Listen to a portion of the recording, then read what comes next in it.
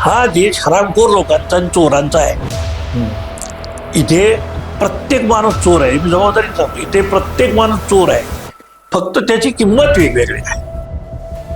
जोवर जंगलं आमच्या मालकीची होती तोपर्यंत आमच्या पोटापाण्याचे प्रश्न नव्हते, कुणी भूकबळी होत नव्हतं.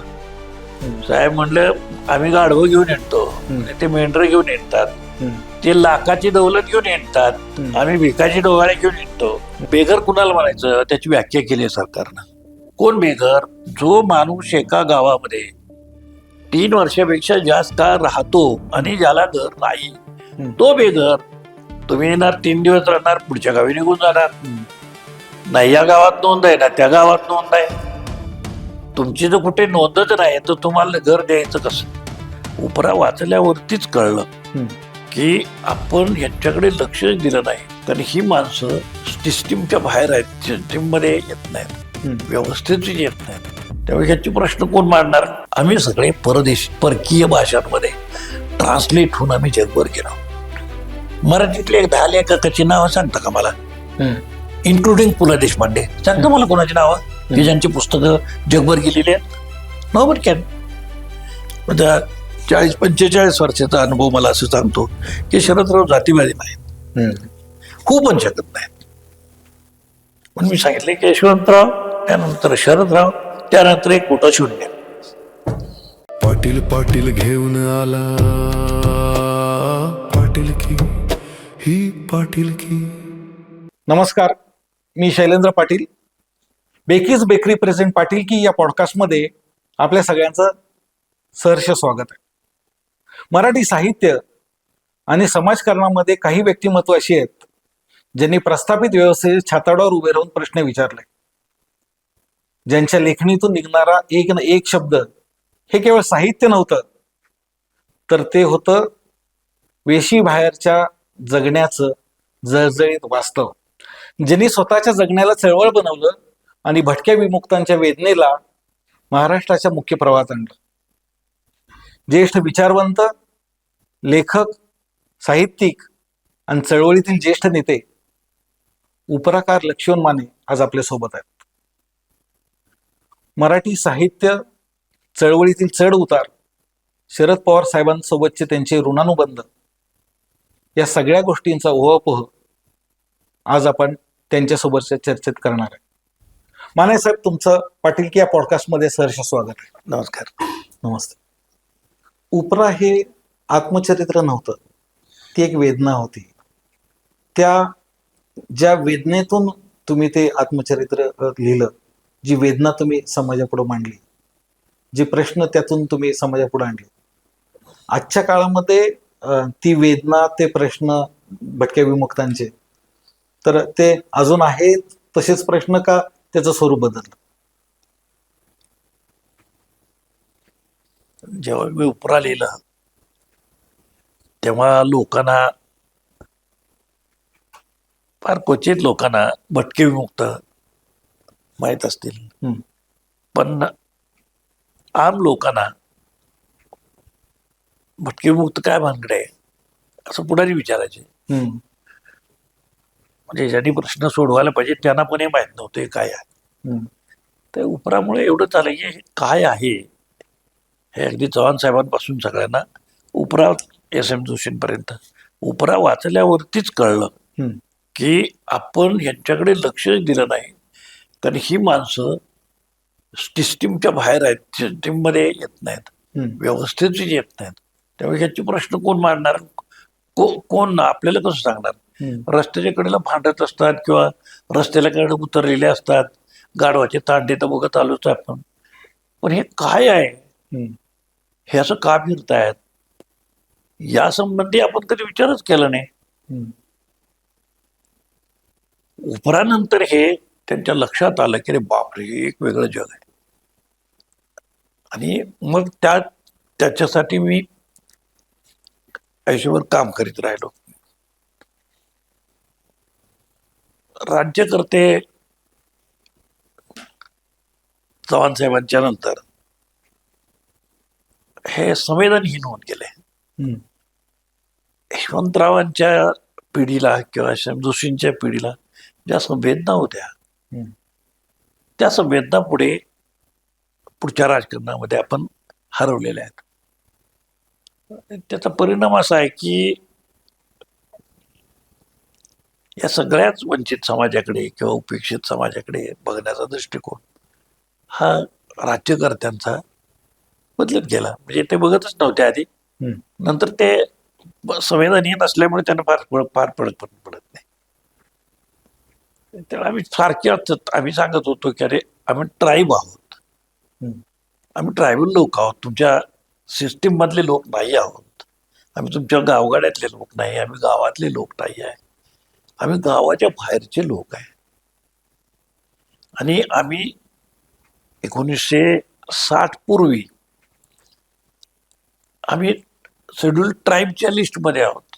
आणि संयुक्त महाराष्ट्र झाला, गुजरात वेगळं झालं, कर्नाटक वेगळं झालं, महाराष्ट्र वेगळं झालं. या घोळामध्ये जे काही प्रशासनाला समजलं ते त्यांनी केलं. पण प्रशासनाने काय पाहिलं तर त्यातल्या ज्या मेजर कम्युनिटी होत्या तेवढ्या ट्राईबमध्ये ठेवल्या आणि ज्या कम्युनिटी या छोट्या छोट्या आहेत त्यांना वाऱ्यावर सोडून दिलं. म्हणजे 18% जागा या आम्हाला रिझर्व्ह होत्या. त्या 18 जागांपैकी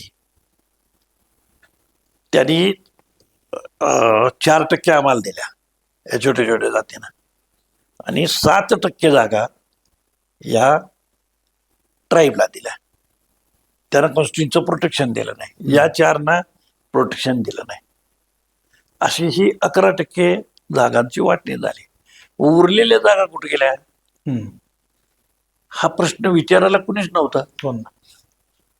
किंवा आमच्या जागा 18 होत्या ना, मग तुम्ही या आमच्या 11 दिल्यात आम्हाला, म्हणजे त्यांना 7 दिल्यात आणि आम्हाला 4 दिल्यात, 10-11 जागा झाल्या. मग आमच्या बाकीच्या जागा कुठे गेल्या? मग आमचा सर्वे करा आणि आमचा समावेश हा ट्राईबमध्ये करा ना. आम्ही ट्राईब आहोत, बरं आम्हाला एस्टॅब्लिश काय करायचं नाही. आम्ही गुन्हेगार जमाती आहोत क्रिमिनल ट्राईब ॲक्टनुसार आणि नोमॅडिक ट्राईब्स आहोत आम्ही बेगर्सच्या ॲक्टप्रमाणे. आता ह्या दोन्ही गोष्टी जर ट्राईबच असतील तर काय म्हटलं ते यांना ट्राईबमध्ये घालायला काय हरकत नव्हती. इतक्या चळवळी केल्या त्याच्यासाठी खूप, म्हणजे शेकडो हजारो मोर्चे काढले असतील. मोर्चे काढले, मेळावे काढले, केले, रस्ता रोको केला, रेल्वे रोको केला, काही करा सरकारवरती काहीच परिणाम होत नाही. त्याचं कारण असं आहे की ही एका जागेला राहत नाहीत. ह्याची पॉप्युलेशन जरी असली तरी ती स्कॅटर्ड आहे, एका जागेला नाही. एक पारखी जात सुद्धा राज्यकर्त्यांना रडवू शकते. हे आपण ब्राह्मण पाहतोय किती संघटित आहेत, त्यांची संख्या किती आहे, मुठभर आहे, पण ते राज्यकर्ते आहेत. आणि हा समाज त्यांच्या दुप्पट आहे, तिप्पट आहे, पण हा त्या ट्रॅकमध्ये सुद्धा येऊ शकत नाही. आता ह्याचं काय कारण आहे नेमकं? म्हणजे अज्ञान आहे, अशिक्षितपणा आहे, रूढी परंपरांचं मोठं बंधन आहे, त्याच्यानंतर म्हणजे याचं जे समाजापासूनचं जे अंतर आहे जिओग्राफिकल, हे जिओग्राफिकल अंतर इतकं मोठं आहे की जंगलात तुम्ही जंगल आमच्या मालकीची ठेवली असते तर आमचे प्रश्न निर्माण नसते झाले. पण जंगलांचा कायदा आणला आणि जंगलं जेव्हा सरकारी मालकीची झाली तोपर्यंत जंगले सरकारी मालकीची नव्हती, आमच्या मालकीची होती. जोवर जंगलं आमच्या मालकीची होती तोपर्यंत आमच्या पोटपाण्याचे प्रश्न नव्हते, कुणीही भूकबळी होत नव्हतं. इंग्रजांनी तो कायदा आणला फॉरेस्ट ऍक्ट, आणि फॉरेस्ट ऍक्ट आणल्याच्या नंतर हे जे सगळे लोक आहेत हे यांच्या हातातलं सगळी साधनच गेली ना. जंगल उड गेलं की जे विकून पैसे मिळत होते, फळं गेली, फुलं गेली, वेली गेल्या, मुळ्या गेल्या, सगळंच गेलं. आता हे सगळं सरकारकडे गेल्यावर आमच्या ताब्यात काय राहिलं? माझा प्रश्न असा आहे की उपरा तुम्ही लिहिल्यानंतर हे सगळे समाजाचे प्रश्न समोर आले. त्याच्यानंतरच्या आता ह्या 30-40 वर्षामध्ये पुलाखालून बरंच पाणी गेलंय. आजही भटक्या विमुक्तांची जी वेदना आहे ती तशीच कायम राहिली असं तुम्हाला वाटतं का त्याच्या वेदनेच्या स्वरूपामध्ये बदल झालाय? मी तेच सांगतो ना तुम्हाला की हे आम्ही राज्यकर्त्यांचा जो अनुभव आहे त्यांनीच करायला पाहिजे होतं ना. आम्हाला वेदनामुक्त करायचं होतं, ते कोण करणार होतं? आमच्या वेदना कोण समजावून घेणार होतं? हेच राज्यकर्ते होते ना, की जे कुठल्या पक्षाचे असतील. म्हणजे मी त्या पक्षांच्या त्यातल्या नावांमध्ये मला काही इंटरेस्ट नाही.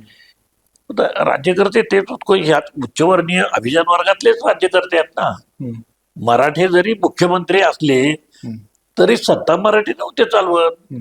आजही मराठी सत्ता चालवतच नाहीत. आता तर ब्राह्मण अधिकृतपणे देशाच्या आणि राज्याच्या गादीवरती बसलेले आहे. राज्य तेच चालवत होते. इंग्रज गेल्यानंतर शाहू महाराज सांगत होते, ऐकलं नाही त्यावेळेला, शाहू महाराज सांगत होते की प्रजेला अगोदर शिकवा आणि मग त्यांना स्वतंत्र करा. जर न शिकवता स्वतंत्र केलं तर ते स्वातंत्र्य अपरिहार्यपणे ब्राह्मणांच्या हातात जाईल, की जे आज 101% खरं आहे. हे गोष्ट 1920 साली म्हणाली, ते त्याला 100 वर्ष झाली. 100 वर्षानंतर ती गोष्ट खरी ठरते. नाही आज आपल्या हातात काय. मराठ्यांना असं वाटतं की आपण सत्यत आहे. येडं आहे का? तर कुठल्या सत्यत आहे? तो तिथं सांगतो सही करास तर तसंही करतोस आणि सभागृहामध्ये देतो ते वाचून दाखवतोस. फक्त तुला लाल दिव्याची गाडी मिळते, आयुष्य आराम मिळतो, पैसा कमवता येतो, याच्यासाठी जातात, दुसरं काही नाही. म्हणजे आपल्याला या प्रजेचं काहीतरी भलं करायचं आहे, या नुसत्या वल्गना असतात. यात काही दम नाही. मी राजकारणात किती वर्ष, त्यात 40 वर्ष होऊन गेली मला. आणि अगदी पवार साहेबांच्या सारखा माझा घनिष्ठ मित्र सुशील कुमार शिंदे, घनिष्ठ मित्र, आता तुमचे विलासराव देशमुख माझे चांगले मित्र. पण हे सगळे मित्र असताना सुद्धा ह्यातलं काहीच का झालं नाही. आणि जेव्हा हे प्रत्येक पंतप्रधानाला जाऊन भेटायचे, कधी सुशील कुमारच्या नेतृत्वाखाली, विलासरावांच्या नेतृत्वाखाली, साहेबांच्या नेतृत्वाखाली. पण साहेबांच्या नेतृत्वाखाली आम्ही मॅक्झिमम वेळा भेटलो पंतप्रधानांना. आणि एके दिवशी आम्हाला असं कळलं की देवेगौडा नावाचे पंतप्रधान होते. तर डोळा झाकून बसायचं. आम्ही 100 लोकांचं डेलिगेशन होतं. साहेब लीड करत होते. मला म्हणाले तुम्ही बोला. मी बोलत होतो इंग्रजीत हिंदीतून. त्याचे काही डोळे उघडत नव्हते. ते झोपले, ऐकते का ऐकत नाहीच कळत नव्हतं. काय करायचं हे लक्षात आल्याबरोबर आमच्या डेलिगेशन मध्ये ज्येष्ठ आमचे नेते होते, भीमराव जाधव सोलापूरचे, त्यांनी कन्नड मधनं बोलायला सुरुवात केली. कळ्यानं डोळे उघडले. मग कन्नड मधनं त्यांनी त्या देवेगौडाला सगळा विषय समजावून सांगितला. तो सांगितल्यावरती तो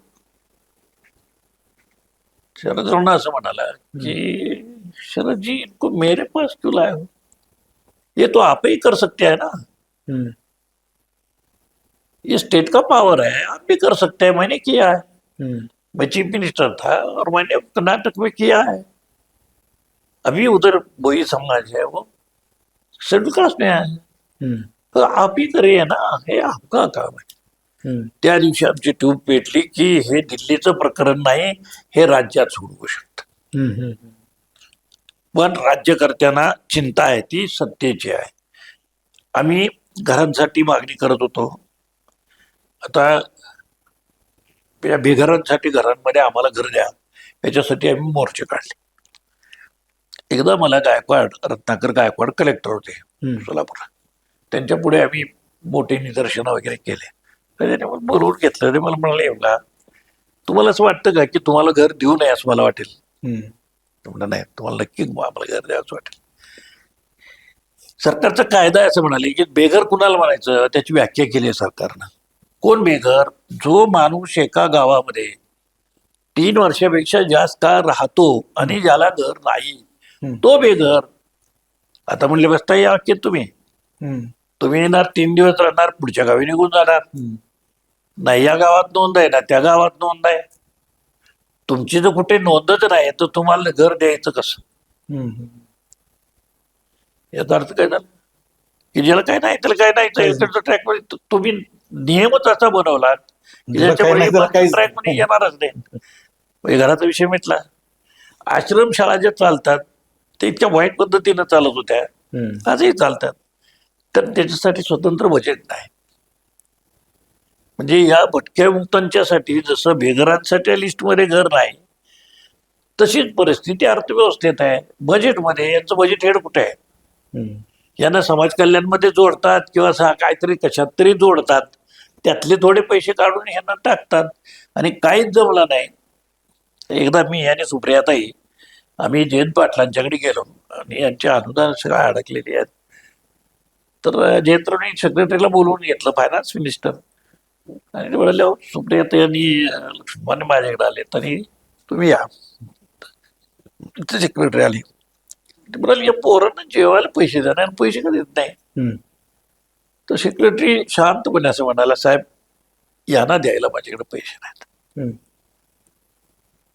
असं कसं करताय म्हणाल, काय करताय? ही पोरं उपाशी मरतील ना, त्यांना पैसे तर द्यायलाच पाहिजे. मग त्यांनी सांगितलं, साहेब यांच्यासाठी बजेट नाही, यांना आपण कशात तरी ऍडजस्ट करतो. शॉक झाले ते जयंतराव, बजेट हेड नाही, बजेट हेडच नाही, अकाउंटच नाही तुमचं बँकेमध्ये, तर तुम्हाला देणार कोण, कुठून? म्हणजे घरात सांगितलं आता त्याच्यासाठी पैसा, आमच्या सगळ्या स्कीम, आम्हाला का स्कीम नाहीत, कुठल्या स्कीमला आम्ही का पात्र नाही, तर आमचं बजेटच नाही. मग म्हणाले आत्ता आपण पैसे कशात देतो? तर सेक्रेटरीने सांगितलं आपण मुख्यमंत्र्यांच्या सीएफ फंडातनं देतो.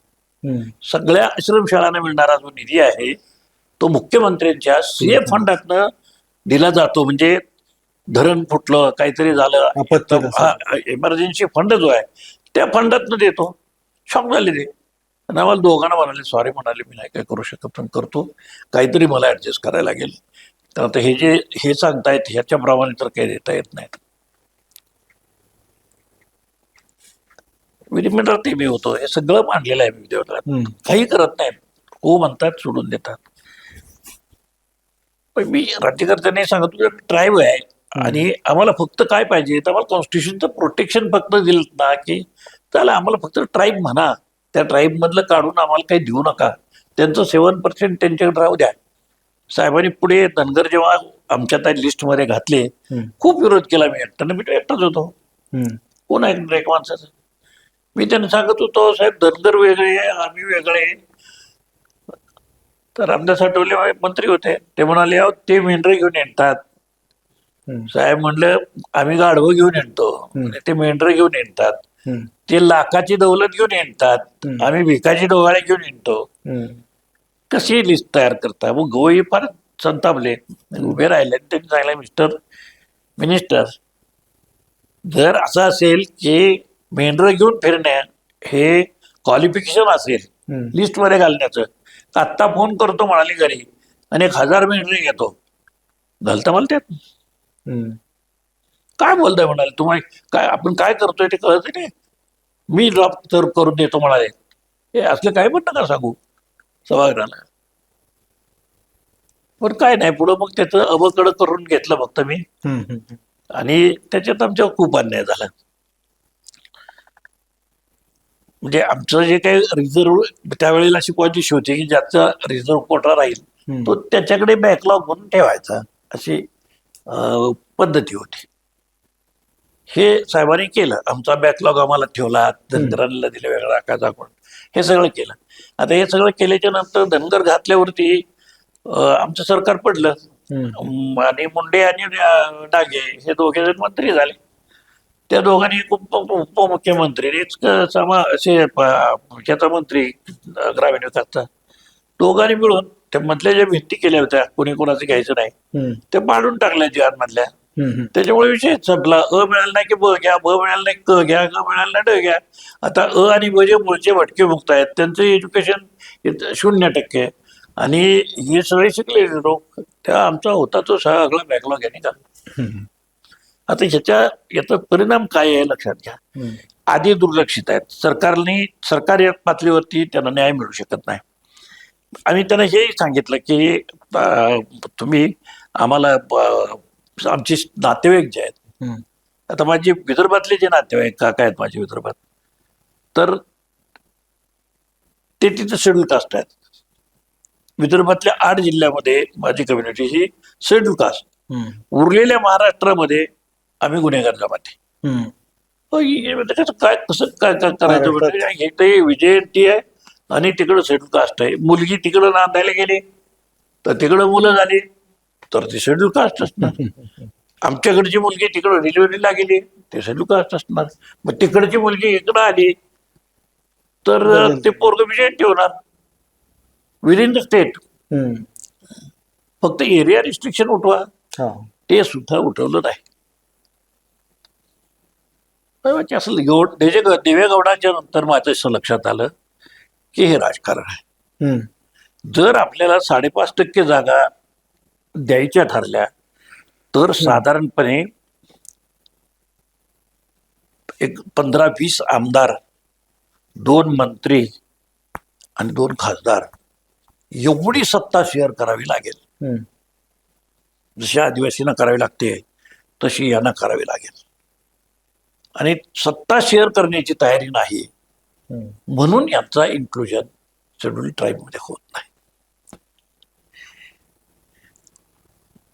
आम्ही सगळेजण जमलो आणि विचार केला की आता काय करायला पाहिजे. सरकार नाही करणार आहे. कुठलंही सरकार आलं तरी हे जर राजकारण असेल तर कुठलंच सरकार म्हणणार नाही या भिकाऱ्यांना आमदार करा, कोणच म्हणणार नाही. आपली सत्ता हे लोक खात आहेत हे दिसते. बाबासाहेबांनी आपल्याला राजे केले बरोबर आहे, पण हे मधी जे सगळे पर्वत आहेत पहाड, तो हे पार करून जाणं आपल्याला अवघड आहे. मग आता काय केलं पाहिजे तर एक तर आपण मेजॉरिटी झालं पाहिजे. आता बाय बर्थ मेजॉरिटी होणं ही गोष्ट अशक्य आहे. म्हणजे एका माणसानं जरी 10 मुलं जन्माला घातली तरी मुलं जोपर्यंत पुरुषांना होत नाहीत तोपर्यंत संख्याबळात वाढ होत नाही. कारण स्त्रीचं एक आयुष्य आहे, ती किती मुलांना जन्म देऊ शकेल त्याला मर्यादा आहे. बरोबर आहे. आता जे स्त्रिया लोकांच्या पळवून आणाव्या लागतील जी गोष्ट शक्य नाही. आणि आपण किती प्रयत्न केला तरी लोकसंख्या वाढू शकणार नाही, तेवढीच होणार नाही. मग दुसरा मार्ग राहिला की आपलं एक शून्य आहे, ते शून्य कशाच्या तरी मागे नेऊन लावणं, म्हणजे आपलं मर्जर कशात तरी करणं. तर आम्ही सगळ्यांनी सांगितलं ठरवलं की हे आपलं जे शून्य आहे ते बाबासाहेबांच्या मागे नेऊन लावायचं. आणि भगवंतराचा निर्णय झाला. राज्यभर मी काम केलं, म्हणजे सहकार्यांनी सगळ्यांनी काम केलं. आमचे जुने पॅन्थरवाले तर त्यांनी काम केलं. आणि 2006-07 आम्ही धर्मांतर केलं रेसकोर्सवरती. आणि जवळपास 4-5 लाख लोक हे येऊन आम्ही सगळ्यांनी, आम्ही काही हिंदू नव्हतोच, आम्ही आजही हिंदू नाही. तेच कारण आम्ही सिस्टीममध्येच नाही. म्हणजे ब्राह्मण, क्षत्रिय, वैश्य, शूद्र या भानगडीतलेच आम्ही नाही. आम्ही या सिस्टीममध्येच नसल्यामुळे आम्हाला माणूसच म्हणून कोणी मानत नाही, दर्जाच नव्हता. धर्मशास्त्राप्रमाणे आम्हाला तिर्यक असं म्हणलेलं आहे, ते त्यात काय नव्हतं. तेव्हा आम्ही बौद्ध झालो सगळे. सवलतींचा नाही विचार केला. सवलती केल्या तेल लावीत आजही कुठं मिळतात. धनगर सगळं खाऊन टाकतात, आम्हाला कायच नाही. मग आम्ही करू काय शकतो. मारामारी तर करू शकत नाही. पूर्वी आमची बापदारी मारामाऱ्या करत होते, आता आम्ही मारामाऱ्या करत नाही. त्या रस्त्याने आम्हाला जायचं नाही म्हणून आम्ही बुद्धाचा रस्ता निवडला, त्या रस्त्याने गेलो. ते काय फार लोकांना आवडलं असं नाही, विरोध करू शकत नव्हते, पण ते मनामध्ये सगळं होतं. तेव्हा पुढचं जे काय आयुष्यात मला खूप त्रास झाला तो त्या सगळ्याचा भाग आहे. त्या स्ट्रगलचाच तो सगळा पुढचा भाग आहे. अजून निरोध त्रास चालूच आहे. आता आम्ही बौद्ध झाल्यावरती काय केलं, 2 कामं केलं. पहिल्यांदा गाढवं विकण्याचा निर्णय केला. जोपर्यंत गाढवा आहे तोपर्यंत फिरती थांबत नाही, आणि जोपर्यंत स्थिरता आयुष्याला येत नाही तोपर्यंत प्रगती होऊ शकत नाही. तर पहिल्यांदा गाढवं विकायची मोहीम केली. लोक हसायचे, लक्ष्मण राजपूत चळवळ असते काय, गाढवं विकाय काय चळवळ आहे काय. म्हटलं की अशी चळवळ आहे. विकली मी गाढवं. लोक विचारायला तर गाढवं विकल्यावर करायचं काय. म्हणलं बाबासाहेबांनी जेव्हा सोडलं हे सगळं तेव्हा त्यांच्याकडे जमिनी होत्या, आडके आडोळा मार्केच्या, सोडल्या ना लोकांनी. आपल्याला तर काय सोडायचंय, दारिद्र्य सोडायचंय, गाढवं सोडायचे, म्हणजे काय सोडायचंय, ते सोडू द्यायचं. गाढवं सोडून दिली. आज तुम्ही महाराष्ट्रात पाहाल गाढवाच्या जत्रा बंद पडल्या. बडीपासून ते माळेगाव पासून जेजुरीपर्यंत सगळ्या जत्रा या आता शून्यावर आलेल्या आहेत. त्याचं कारण आमचा समाज त्यातून बाहेर पडला. आता बाहेर पडलेल्या लोकांना मी 2 गोष्टी सांगितल्यात. एक, चोरी करायची नाही कुठल्या प्रकारे, चोरी करायची नाही. दुसरं, भीक मागायची नाही. पण गाढवं विकली घेतली कोणी? गाढवं विकली ती काटेवाड पासून सगळे देशभरातले लोक येतात. अच्छा. या मोठ्या बाजारांमध्ये ते विकून टाकले. तर गाढवं विकल्याशिवाय आमच्या पुढे पर्यायच नव्हता. ती विकली, घोडी विकली, गाढवं विकली. त्यामुळे आता जर फिरणारे लोक तुम्हाला दिसले तर धनगर समाजातल्या लोकांच्याकडे थोडीशी घोडी आहेत, पण गाढवं ही जवळपास या भटक्या मुक्तांच्या जगातून 90% गेली. पण ज्या विचारानं तुम्ही गाढवं विकायचा निर्णय घेतला तर तो विचार किती स्थिरता आताच समाजाला कुठं हे बघा, मी तुम्हाला सांगतो, आम्हाला कोणाच्या सवलतीची गरज नाही. आम्हाला पॉलिटिकल प्रोटेक्शन म्हणजे आम्हाला राजकारणात काही आम्ही करणार आहे असंही आम्हाला वाटत नाही. त्याच्यामुळे आम्ही काय करू शकतो, आम्ही कुणालाही पाडू शकतो. आम्ही आमचा माणूस निवडून आणू शकत नाही, पण आम्ही पाडू शकतो. आता ही ताकद आहे, ती ताकद कशी वापरायची त्याचंही आम्हाला तंत्र माहिती आहे. त्यामुळे आम्ही पाडतो माणसं. एक गोष्ट तर स्पष्ट झाली की राज्यकर्त्यांना काही करायचं नाही, कॉन्स्टिट्यूशनचं प्रोटेक्शन आम्हाला द्यायचंच नाही आहे. आम्ही हे शेजारी राज्यांमध्ये आमचे नातेवाईक आहेत, त्याचा वापर कराने आम्हाला घाला. त्यामुळे कॉन्स्टिट्यूशन अमेंड करायला लागेल. म्हणजे शरद पवार, विलासराव देशमुख, सुशील कुमार शिंदे पासून सुधाकर नाईकांपर्यंत सगळे सांगत होते कॉन्स्टिट्यूशन अमेंड करायला लागेल. आता कॉन्स्टिट्यूशनचं अमेंडमेंट ही या गरीब माणसांची शक्यच नाही करता. आमचा पार्लमेंटमध्ये प्रतिनिधीच नाही कोणी. मला विधान परिषदेमध्ये पाठवलं होतं तेव्हा त्यांच्या लक्षात आलं की हे माणसाला जर आपण वाढू दिलं तर हे लय अडचणीच होईल. मला पुन्हा नाही विधान परिषद मिळाली. मानवराने 2-3 टर्म मिळाल्या, मला नाही मिळाल्या. का नाही मिळाल्या? त्याच्या लक्षात आलं की हे शहाणं करते लोकांना. हे स्वतःच घर भरलं असतं तर काही चिंता नव्हती. आता तर राजकारण असं आहे की स्वतःच तुम्ही घर भरल्यात तर चिंता नाही, समाजाचं काही बोलायचं नाही. त्याच्यामुळे अडचणी झाल्या. पण हे जरांगे पाटील जे आहेत ना त्यांनी आम्हाला मदत केली. जरांगेंची फार मदत झाली. लोकांना कशी मदत झाली? म्हणलं असं आहे की आम्ही गरीब माणसं इतक्या आमच्या 3 पिढ्या आम्ही मागणी करतोय तरी काही होत नव्हतं. जरांगेंनी अशी दाखवली, रट्टा मारला की ती मुंबई पाडली बंद. मुंबई बंद पडल्यावरती मुख्यमंत्र्यापासून सगळ्यांचं धाबे आणले की करायचं काय. त्यानं झक मारीत हैदराबाद गॅजेट आणावं लागलं. हैदराबाद गॅजेटमध्ये मराठ्यांचा उल्लेख, तिथल्या कुणब्यांचा उल्लेख ज्या काही लँग्वेज मध्ये आहे तो आणि हा अर्थ एकच आहे असं लिटिगल आर्ग्युमेंट करून मराठ्यांना ओबीसीत घातलं. मग आता माझं म्हणणं आहे की जो नियम तुम्ही मराठ्यांना लावला तोच नियम आता तुम्ही आम्हाला लावा ना. आम्ही तो काहीच आम्हाला करायचं, आम्ही ट्रायबल आहोतच. तुमचा कायदाच सांगतो आम्ही ट्रायबल आहोत. एक. दुसरं, तुम्ही मराठ्यांना एवढी मेजॉरिटीनं मोठी जात आहे त्यांना तुम्ही ओबीसीत घालू शकता, तर त्याच कायद्यानं हैदराबादच्या गॅजेटच्या आम्हाला घाला की आम्ही हैदराबादमध्ये ट्राईबमध्येच आहोत. तुम्ही असं बोलताना म्हणाला की आता पारंपरिक व्यवसाय आमच्या लोकांनी सोडून दिले, गाडगाव विकली, आता लोक स्वतःच्या घरामध्ये राहायला लागले, घरातच नव्हे तर बंगल्यात राहायला लागले. काय हा बदल काय? बघा, हा असा आहे की आपल्याला शिवाजी महाराजांनी हे फक्त मराठ्यांनाच नाही दिलेलं. 18 पगड जातीचे लोक होते तर आम्ही होतो ना, शस्त्र दिलं. त्या आम्हा लोकांनी शिवाजी महाराज करतात ना. तर मी त्यांना सांगितले की महाराजांनी आपल्याला 2 गोष्टी शिकवल्या, स्वत्व आणि स्वाभिमान. हम्म. आणि स्वराज्य. स्वराज्य तर काय आपण आणू शकत नाही, पण स्वत्व आणि स्वाभिमान या तर गोष्टी आपल्या हातातल्या आहेत की ज्या आपण करू शकतो. पहिली गोष्ट, कुठल्याच परिस्थितीमध्ये भीक नाही मागायची. हम्म. पोट जनावरं भरतात आणि आपल्याला भीक मागावी लागते. हम्म. नाही मागायची भीक. काय करायचं, काय पण करायचं. चोरी करायची नाही, भीक मागायची नाही, हम्म. दोन गोष्टी करायची. कायदा हातात घेऊन काही करायचं काय नाही, करायचं? अडचणी होतील. लोक कामाला लागले. हम्म. सुरुवातीला अडचणी झाल्या. ते वडार समाजाचे लोक जे होते, माती वडार, त्यांच्याकडे गाढव होती, ती विकली. काय करायचं. माती वडारांनी त्यातले पोरग, आमची सभा चालू होती, पोरग होतं वडार समाजातलं. तर आम्ही धंदा शोधत होतो की काय करता येईल, अल्टरनेटिव्ह काय. धर्म बदलला पण आता अल्टरनेटिव्ह. तर त्या पोरांनी सांगितलं, साहेब म्हणलं मी सांगू काय, मी कापडाच्या दुकानात झाडूवाला, मी कापडाच्या दुकानात झाडायला जातो आणि दिवसभर मी तिथं असतो. कापडातले पैसा आहे हो. त्यात आमचे लोक हसले, म्हणले अरे आपल्याला काय येणार आहे का ते कापडाचं. म्हणलं का बरं नाही येणार. हो आम्हाला काय येते, लिहायला येते का वाचायला येते का काय येते. मी म्हणले बघा,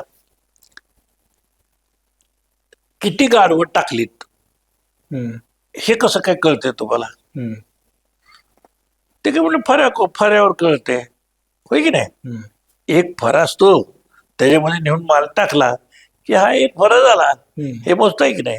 अरे तसंच आहे, एक एवढा मोठा गज असतो, तो असं घ्यायचा, हळवा लावायचा आणि तिथं कैची लावून कापायचं. जमल का नाही. हा जमल की म्हटले. बस म्हणलं, याच्यापेक्षा काय लागत नाही. आणि अख्खी जवळपास 100 वडारांची घरं आहेत हम्म. त्या करमाळ्यामध्ये. हम्म. या करमाळ्यातल्या वडारांनी हा व्यवसाय पत्करला. हम्म. त्यांना सांगितल्या, वजनावरती कापड आणायचं, बेटरवरती विकायचं. हम्म.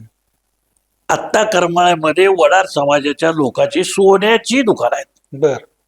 तुम्ही जाऊन बघू शकता, सोन्याची दुकान आहे. सोन्या चांदीचा व्यापार कधी वडाराने केला होता. हम्म. हम्म. पण जाऊन बघा, आहेत. लातूरमध्ये टकर सोन्याची दुकान आहे. बांधकाम व्यवसायामध्ये पण हा बांधकामाच्या कॉन्ट्रॅक्टच्या व्यवसायात नाही, म्हणजे कॉन्ट्रॅक्टर नाही. बांधकामाच्या. हा बांधकाम. आता त्याचे म्हणजे हे आहेत, आता लमाण समाजातले लोक आहेत. हम्म. पूर्वी छोटं छोटं काम करायचे एक. हम्म. आता तसं करत नाहीत. तो तांडा असतो, ते ग्रुप करतात आणि ग्रुपनं आता ह्याच्यात तुम्ही जर सांगोल्यात पाहिलं, म्हणजे द्राक्ष बागायत त्या कटिंग मध्ये बघायला, हम्म. तर इतके एक्सपर्ट आहेत. खिशे कापणारे लोक, हम्म. इतक्या गर्दीत खिशे कापायची ज्याला सवय आहे, त्याला वेली कापता येईना झाले. तो फक्त ट्रेनिंग दिलं आणि ती आज इतकी एक्सपर्ट आहेत की त्या टोळ्या त्यांच्या टोळीनं कॉन्ट्रॅक्ट घेतात हम्म. आणि ती बाग कट करून देतात द्राक्षाची. हम्म. आता याच्यासाठी जे ट्रेनिंग द्यायला लागते ते आम्ही नाही देते, हम्म. शेतकरीच देतो. त्याला काय करायचं ते सांगतो, शेतकरी काय असं कर. हम्म. आधी मग ते एकदा शिकला की झालं, एकाने शिकला की शिकवलं सगळं समाजाला. म्हणजे व्यवसाय बदलले आणि व्यवसाय बदलून आम्ही आमच्या, बघा मी त्यांना हे सांगितलं, गुजर मारवाडी राजस्थानातनं, गुजरातमधनं, त्या टोकासनं इथल्या खेडेगावात येते, हम्म. एकटं येते, मग बायको घेऊन येते, मग ही बारकी खोली घेते, बारकं दुकान सुरू करते आणि मग ते दुकान मोठं मोठं मोठं मोठं होत जाते आणि तेच आपल्या जमिनी विकत घ्यायला लागते. हम्म. बरोबर बरोबर आहे. बरोबर आहे. पैसा कशात आहे, व्यापारात. करायला काय पाहिजे, व्यापार. हम्म. काय माती का, पण व्यापार करा. हम्म. पारधी सगळ्यात अवघड जमात होती, पारधी. कसं पुनर्वसन करायचं याचं? आणि मी तुम्हाला सांगतो की जोपर्यंत आतून येत नाही हम्म. तोपर्यंत काही होऊ शकत नाही. खरं.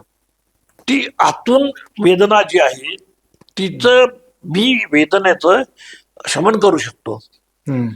मी वेदनेतनं मुक्त होऊ शकतो, ही जाणीव त्याला आतून यावी लागते. हम्म. आणि ती मी त्याला देऊ शकतो. ती दिली की तू बाय नॉट, तू करू शकतो, जमते तुला.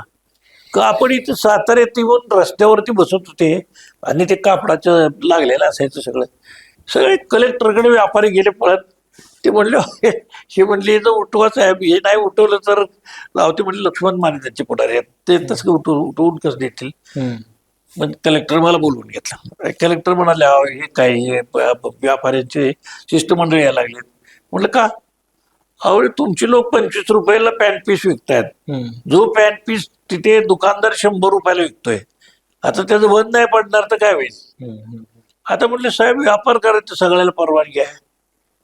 बरं ह्याचं काय तिथे काहीच नाही, रस्त्याच्या कडेला तो मांडून बसलाय, इथं झालं की संध्याकाळी आपलं तेच तो गुंडाळतो जातो, तुमचं काय नुकसान काय? ट्रॅफिकला अडचण आहे, कोणाला काय नाही. नाही म्हणाले, त्यांचं आपण दुसरीकडे जागा देऊ. मी त्यांना सांगितलं ठीक आहे, निघाता इथून दुसऱ्या गावी जा. गाव बदलत राहतात, व्यवसाय चालू राहतो, बायको बरोबर असतात, रस्त्याच्याच कडेला राहायची माहिती आहे, तिथंच राहतात, दिवसा व्यवसाय करतात, अंधार पडला की व्यवसाय बंद करतात. लाईटीचा खर्च नाही, एअर कंडिशनचा खर्च नाही, कशाचाच खर्च नाही.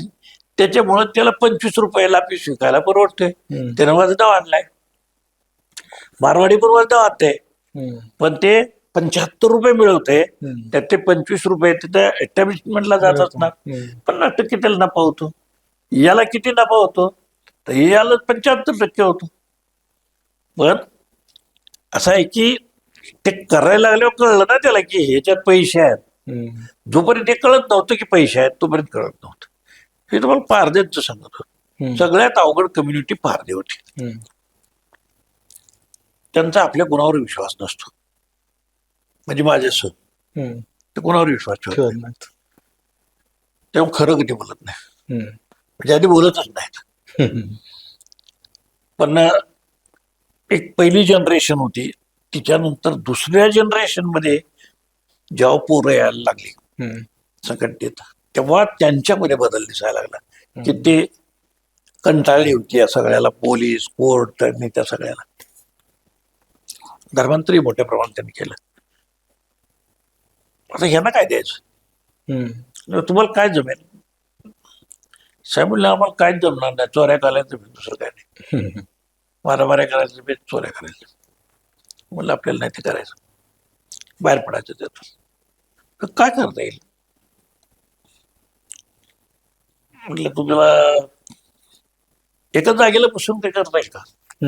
हो येईल की म्हणलं. मग म्हणलं वंड्यात जायचं, लिंब विकत घ्यायची आणि लिंब आणायची,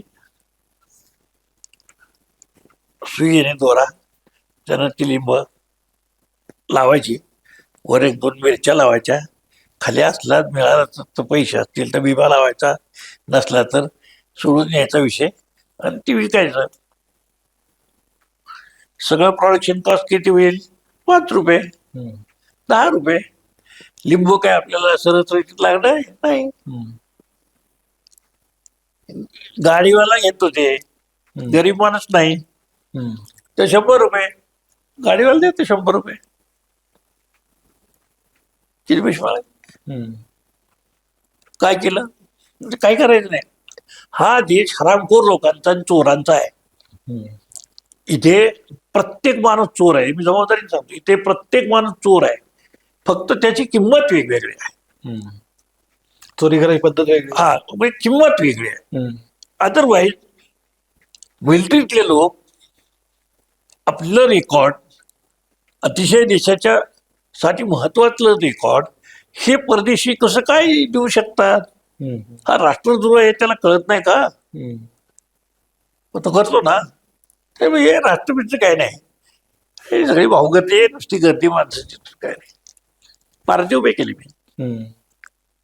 आणि आता तुम्ही गेलात कुठं राहायचं? सगळ्याच्या पुढे मोठा प्रश्न असायचा, राहायचं कुठे? तर मी त्यांना सांगितलं घर नाही बांधता येत, वरायचं कुठे? राहायचं कोणी इथं राहू देत नाही. म्हटलं पुलाखाली. रस्त्याचे जे पूल झाले तेवढे मोठे मोठे, पुलाखाली राहायचं, रस्त्याला व्यवसाय करायचा. काय करायचंय? बाकीच्या ज्या गरजा असतात त्या बाकीच्या गरजा पुरे कसे करायचे त्यांच्या लोकल माहिती आहे.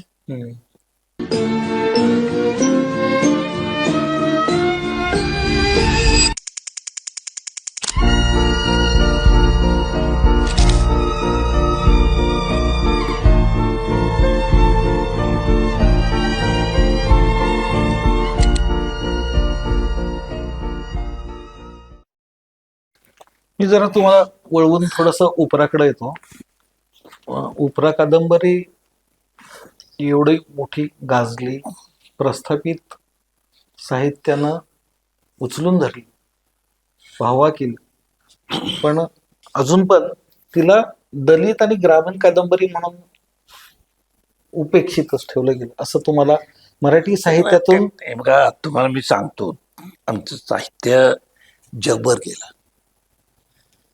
म्हातारीनं कोंबडं झाकून ठेवलं म्हणून सूर्य उगवायचा राहत नाही. हम्म, दया पवार असेल, बी असेल, सुर्वे असतील, हम्म, बाबुराव बागुल असतील, आम्ही सगळे परकीय भाषांमध्ये ट्रान्सलेट होऊन आम्ही जगभर गेलो. मराठीतले एक 10 लेखकाची नावं सांगता का मला, हम्म, इन्क्लुडिंग पु ल देशपांडे? सांगता मला कोणाची नावं की ज्यांची पुस्तकं जगभर गेलेली आहेत? No but can. ब्राह्मण इथे दादागिरी काही करू शकतील, पण ब्राह्मण जगाच्या बाजारात आमचा प्रतिस्पर्धी राहू शकत नाहीत. उपराई फ्रेंचमध्ये जेवढं जातं तेवढं दुसऱ्या कुठल्याच भाषेत जात नाही. हम्म, कारण हे संबंध दक्षिण आफ्रिकेतल्या ज्या कॉलनीज आहेत, जसं आपण इंग्रजांच्या कॉलनी होतो हम्म. तसं ते फ्रेंच कॉलनीमध्ये आहे. बरं.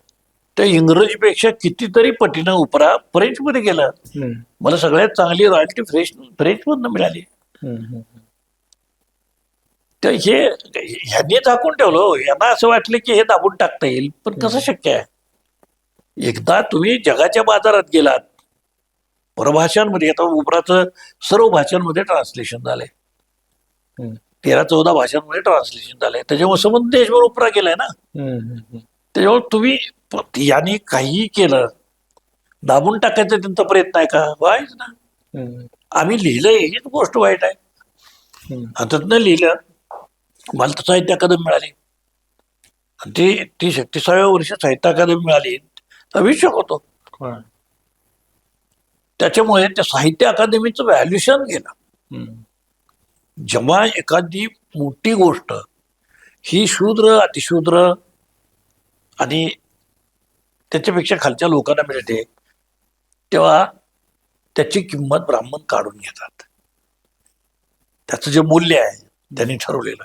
माझ्या आधी ज्यांना साहित्य अकादमी मिळत होती, हम्म, त्या लोकांचे केवढे फोटो, केवढे लेख आणि केवढा गाजाविला. हम्म. तो माणूस दुसऱ्याला साहित्य अकादमी मिळेपर्यंत ते मराठी साहित्याचा राजाच असायचा, हम्म, अशी त्याची संबंध प्रतिभा. हम्म. मला साहित्य अकादमी मिळाल्यानंतर तिचं व्हॅल्यू गेलं. ते म्हणाले यायला महारापोरांना कोणालाही आता ती मिळायला लागली, त्याला काही किंमत आहे. हम्म, असं आहे. ज्ञानपीठ का मिळत नाही? हम्म. यशवंत मनोहरांसारखा माणूस आहे, रावसाहेब कसब्यांसारखा माणूस आहे की ज्याला ज्ञानपीठ मिळायला पाहिजे, हम्म. का मिळत नाही? त्याला जर ज्ञानपीठ दिलं तर ज्ञानपीठची किंमत काय राहील? हम्म. म्हणजे अजूनही ते डोक्यातले जे पीळ आहेत, रंगनाथ पठारेंना साहित्य अकादमी मिळाली, ज्ञानपीठ का मिळत नाही? हम्म. जर ब्राह्मणांशिवाय दुसऱ्या कोणाला ज्ञानपीठ मिळाले मला सांगा. आम्हाला कोणालाच नाही. म्हणजे नेमाड्यांपासून ते अगदी सामान्य लेखकापर्यंत, सामान्य माणसाचा तर विचारच सोडा, पण ज्यांना अतिशय उत्तम म्हणजे ज्यांनी लिहिलं ते सुर्वे आहे. ते जागतिक पातळीवरती गेलेली कविता आहे सुर्व्यांची, त्यांना काय ज्ञानपीठ नाही मिळालं? हीच उपेक्षा रवींद्रनाथांची होती. रवींद्रनाथ टागोरांना सुद्धा ते काय ब्राह्मण नव्हेत. हम्म. रवींद्रनाथ टागोर हे आपल्याला असं सांगितलं गेलं की ते ब्राह्मण आहेत, हम्म. पण ते ब्राह्मण नाहीत, हम्म. ते कोळी आहेत. बरं. पण हे सांगितलेच गेलं नाही. वाल्या कोळ्याचं जसं केलंय तसं हो. हम्म. हम्म. वाल्या कोळ्याला ब्राह्मण करून घेतला, हम्म. तसं यानं रवींद्रनाथ टागोरांना ब्राह्मण करून घेतलं, पण ते कधीच ब्राह्मणवाडीत राहिलेले नाहीत. आज टिल टुडे त्यांचं घर हे कोळीवाड्यातच आहे, कलकत्त्यामध्ये. हम्म. हुगळी नदीच्या अलीकडे कोळीवाडा आहे, आणि त्या कोळ्यांचं ते कलकत्ता गाव आहे.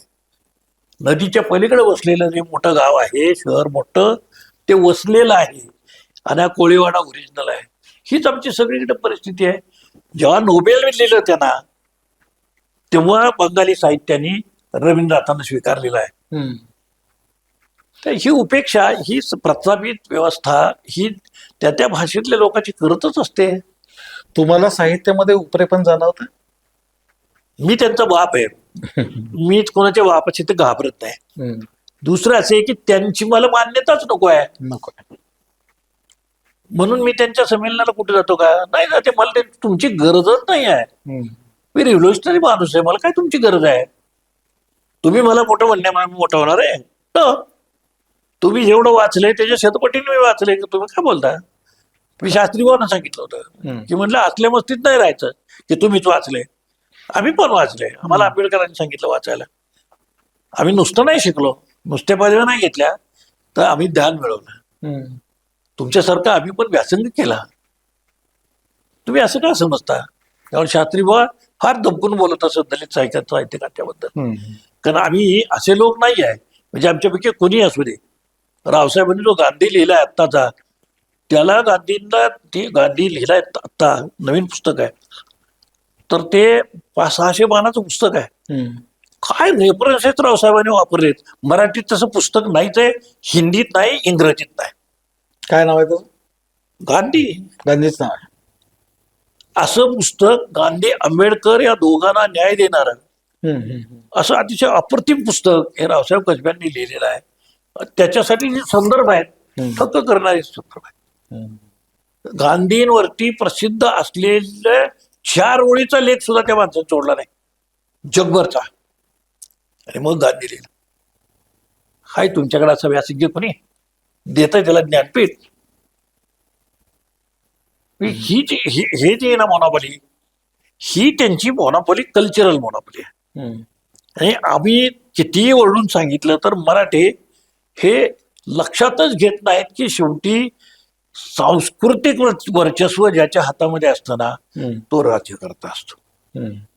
तुम्ही राजा व्हाल, राज्यकर्ते नाही होत. शिवाजी महाराज राज्य होते, राज्यकर्ते होते. संभाजी महाराज राजा होते, राज्यकर्ते होते. त्यांनी स्वतः पुस्तकं लिहिली, ज्ञान संपादित केलं. त्यांना एवढा त्रास का झाला? ते जर का शिकले नसते संभाजी महाराज, तर यांनी त्यांना वापरलं असतं ना, ब्राह्मणांनी. ते वापरता येत नाही कारण आपण जे काही लिहितोय तो त्याचा बाप आहे. त्याला सगळं वाचता येते, त्याला लिहिता येते. संस्कृत मध्ये लिहितोय, संस्कृत मध्ये ग्रंथ लिहितोय, म्हणून त्याला मारलं. त्याला का उगीच मारलं का? म्हणजे ते होतं काहीतरी मेवण्यानं कट केला, सोडा मेवण्यानं कट केला, सगळे मेवना मारू शकतो काय त्याला? औरंगजेबाला पकडून द्यायचं तर कोणी पकडून दिलं? हे सगळ्या ब्राह्मणांनी भटांनी पकडून दिलं ना. आता आम्ही उघडपणे बोलतो, बाकीचे लोक बोलत नाही, तो बसतात. ब्राह्मणांना घाबरतात. माझं म्हणणं, ब्राह्मणांची एवढी भित्री जात जगात तुम्हाला सापडायची नाही, इतके भित्रे आहेत. पण आपले लोक हे त्यांच्यापेक्षा जास्त भित्रे झालेत. मूळचे भित्रे नाहीत, आपण सगळे लढणारे लोक आहेत. आता अलीकडे पण हे काय झालंय की ते म्हणजे हे या देशाचं दुर्दैव आहे की 100-100, 2-2 वर्ष हा गुलामीत राहिलेला आहे. आणि मग एखादा स्पार्क येतो शिवाजी महाराजांसारखा आणि मग ते सारं उलटून टाकतो. आता स्पार्क असा कवा यायचं त्याची वाट बघायची, दुसरं काय. हे कुणी काय करतील ही शक्यता नाही. टोळीनं झुंडीनं माणसं RSS बरोबर जातात की जे आपले शत्रू आहे ते कळते, तरी सुद्धा तुम्ही त्याच्याबरोबर जाताय. तर आम्हाला आयसोलेट करणं. तुम्ही आता ते शहराच्या वेगवेगळ्या भागामध्ये जे काही परिषदा वगैरे भरतात त्या अनुषंगाने बोलताय का? आता ही बघा, सगळंच त्यांच्या हातात आहे आणि बाकीच्यांना अघोषित आणीबाणी आहे. त्याच्यामुळं बहुजन समाजातली माणसं याचा विचार करतात. तर मी तुम्हाला सांगितलं ना की मला मिळून टाकलं तर आय डोंट माइंड, पण ते 1000 पोरं मी शिकवतोय, त्यांचं वाटलं होईल, त्याच्या मागं लागतील. आतापर्यंत मी 50,000 पोरं शिकवली या समाजातली.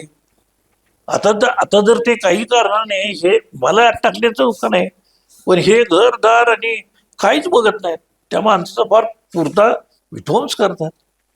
त्याला माणसं घाबरतायत, मरणार नाही घाबरत कोणी. पण असे की ज्यांनी काही केलंय त्याला शिक्षा करा ना.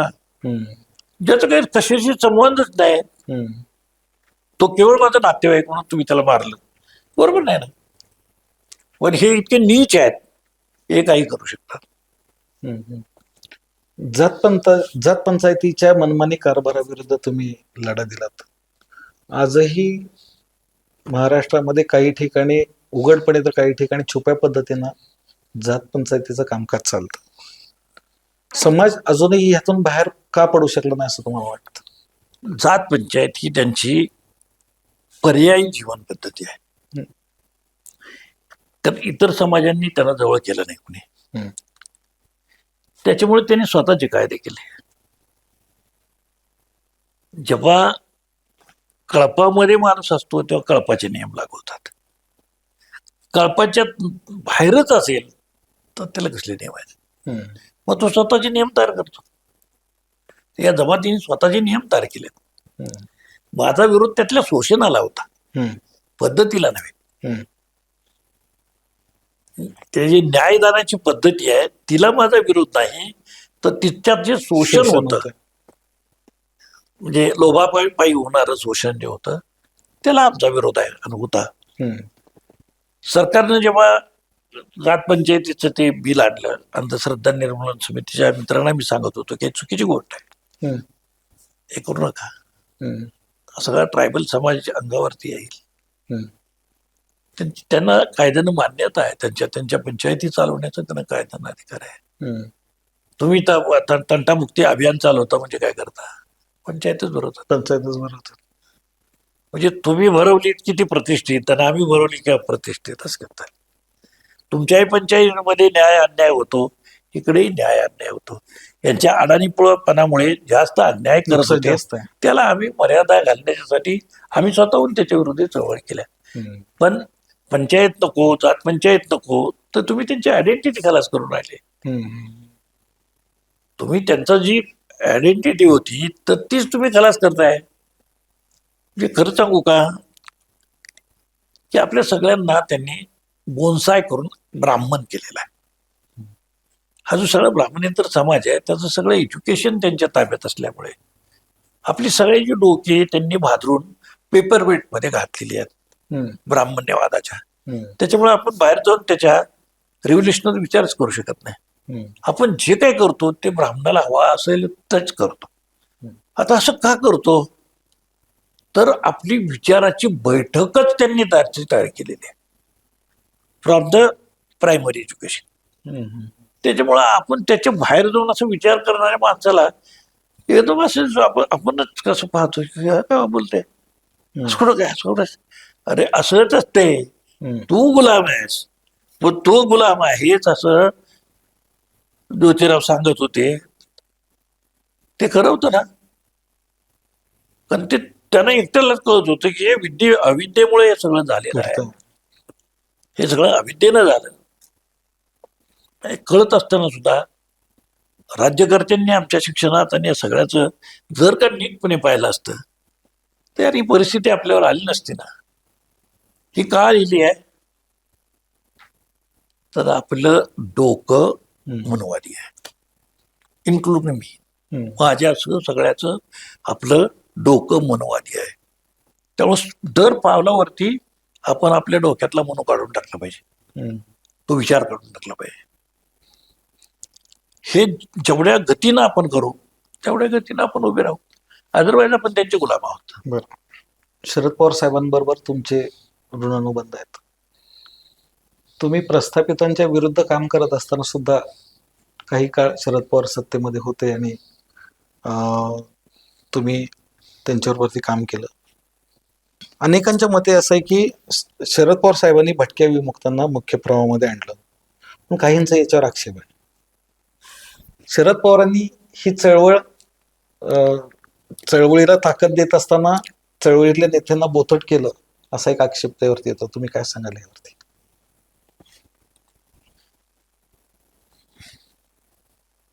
हा खूप म्हणजे राजकारणात असलेल्या नसलेल्या लोकांना एक गोष्ट कळत नाही आहे की तुमचे व्यक्तिगत संबंध, व्यक्तिगत मैत्री ही वेगळी गोष्ट आहे. राजकारण ही एक वेगळी गोष्ट आहे, समाजकारण ही एक वेगळी गोष्ट आहे. आणि या वेगवेगळ्या गोष्टी आहेत हे आम्हाला यशवंतरावांनी सांगितलं. ते जसं शरदरावांना सांगितलं तसं ते मलाही सांगितलं. त्यांचे खूप वर्ष त्यांना सान्निध्य मला मिळालं, त्यांना मला कमी वेळ मिळाला, पण आम्ही दोघे असलो तर यशवंतरावांचे शिष्य आहोत.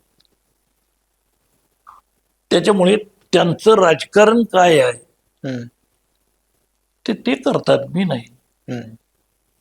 मी जे काय करतो ते मी करतो.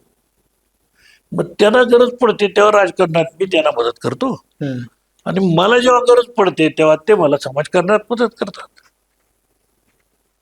शरद पवार हा माणूस इतर माणसांच्या पेक्षा वेगळा का ठरतो, तर बेसिकली जात नावाची गोष्ट राजकारणाच्या पलीकडे ते ठेवत नाही डोक्यामध्ये.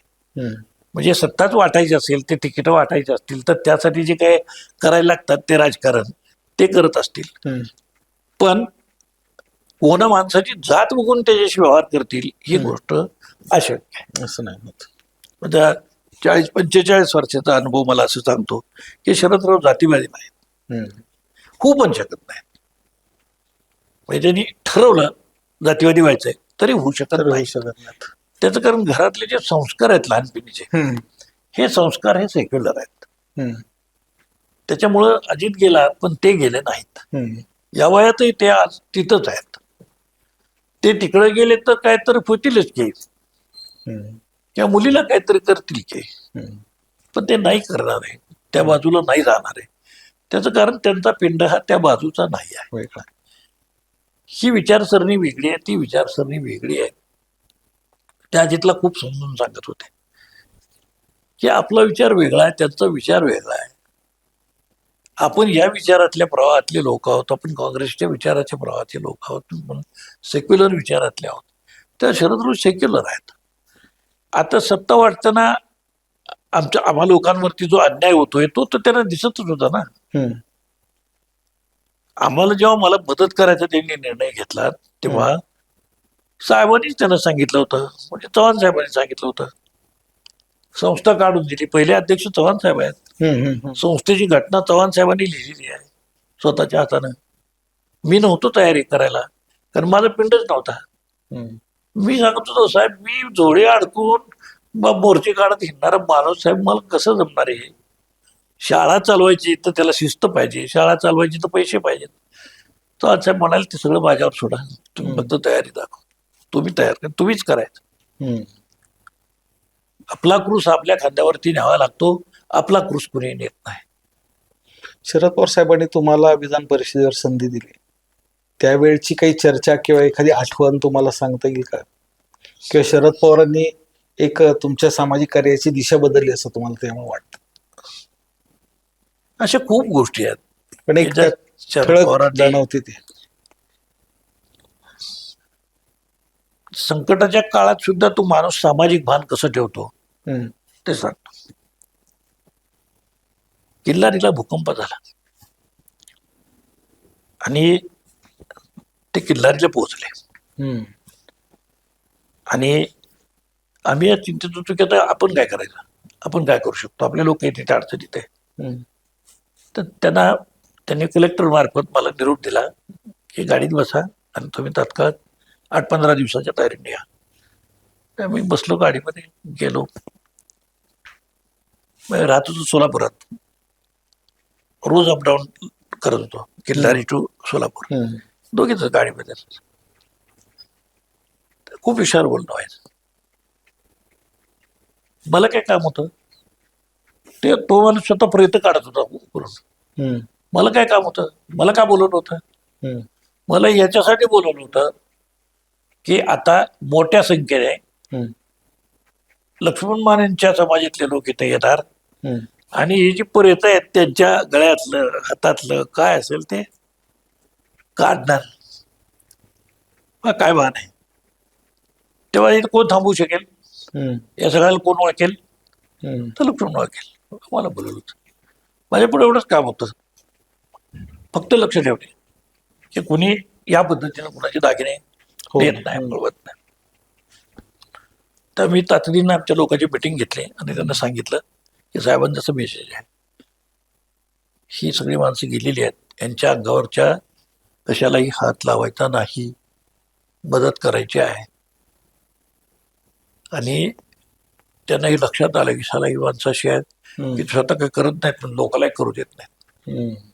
मी त्याची व्यवस्था केली.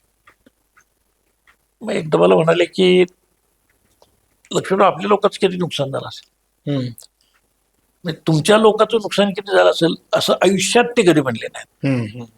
लक्ष्मण, आपल्या लोकांचं नुकसान किती झालं असेल, काय काय. मी सांगितलं, हा तांडा गेला, तो तांडा गेला, तो तिथं तांडा गेला. ठीक आहे म्हणाले, या माणसाला पूर्वी घरं नव्हतीच, आता आपल्याला घरं देता येतील. म्हणाले, तुमच्या टाटांशी काही संबंध आहे का? काय म्हणाले, माझा काही संबंध नाही. ठीक आहे म्हणाले. तर ते कलेक्टर होता, आता मी विसरलो, तर ते कलेक्टर होते तिथले लातूरचे, तर त्यांचे वडील टाटाकडे होते आणि ते कलेक्टर हे भटक्या समाजातले होते. तेव्हा त्यांनी कलेक्टरला सांगितलं की तुमचे बाबा कुठे आहेत? तर त्यानं मुंबईला. हे पुनर्वसनामध्ये ते जे काय टाटा काम करतायत ते कोण पाहतं? तर माझे वडीलच पाहतात. मग हे काम करा की मी लक्ष्मण मानेने तुमच्याकडे पाठवतो, तो तुम्हाला वस्त्या आणि प्लॅन देईल, तिथं टाटानी घरं बांधावी तशी माझी इच्छा. आणि आजही किल्लारीमध्ये सगळ्याची घरं पडली असतील, काय काय झालं असेल, पण या भटक्या समाजातल्या लोकांना टाटांनी जी घरं बांधून दिली तशी कोणाचीच घरं त्या गावात पुनर्वसित लोकांची नाहीत. इतकी उत्तम प्रकारची घरं त्या लोकांना साहेबांनी दिली. आता हे काम म्हटलं तर महत्वाचं होतं, पण म्हणून सांगितलं की संवेदनशीलता ती फार महत्वाची आहे.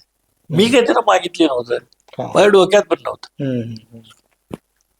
दुसरं मला म्हणाले, आता यांच्या उपजीविकेचं काय? खाणी दगड पाडा ते खडी फोडून हे सगळे जगायचे, आता काय करायचं म्हणाले. म्हणजे साहेब आता नुकसान तर खूपच झालेलं आहे, त्यांच्याकडे खाणीच नव्हतं, आता कोणी दगडच घेणार नाही कोणी, कारण त्या सगळ्या दगडाच्या भिंती अंगावर पडून बहुसंख्य माणसं गेलेली आहेत, त्या दगडाच्या भिंती आता कोण बांधणार नाही. तर मला म्हणलं, लक्ष्मण तसं नाही, दगडी अशी गोष्ट आहे की आपल्याला रस्ते नाही करायला लागणार, रस्त्याला खडी लागणार नाही का? तर हो ठीक आहे म्हणाले, प्रस्ताव द्या आणि आपल्याला करायचं. मी त्यांना प्रस्ताव दिला. त्यांनी 3 सहकारी सोसायट्या मान्यता दिली. प्रत्येक सोसायटीला 15 एकर जमीन ते काढायला, दगड खाणी काढायला 15 एकर जमीन, क्रशर, ट्रॅक्टर, हे आधी, त्याशिवाय 20 लाख रुपये हे कसलीही परत न करण्याच्या अटीवरती या लोकांना दिले. त्यातला एकही पैसा परत फेडायचा नाही. त्यांच्याकडे जमीन आली, क्रशर आला, ट्रॅक्टर आला, कॉम्प्रेसर आला. त्याच्यामुळं ती माणसं ते सगळं तर उभाच राहिलं, सगळं टाक. आता हे भान असलेला राज्यकर्ता आहे का आता राजकारणात कुणी? म्हणून मी सांगितलं की यशवंतराव, त्यानंतर शरदराव, त्यानंतर एक मोठा शून्य. त्यानंतर राजकारणात असं कोणी दिसत नाहीये, एकही नाही, कुठल्याच पक्षात नाही, ज्याला ही जे केवळ संवेदनशीलता नाही, कृतिशीलता आहे. म्हणजे ते नुसतं बोलून थांबले नाहीत, त्यांनी ज्या लोकांना जमिनी दिल्या, त्या लोकांना साधनं पाहिजेत, ती साधनं दिली आणि ती भूकंपग्रस्तांना जशी फुकट दिली तशी त्यांना फुकट दिली.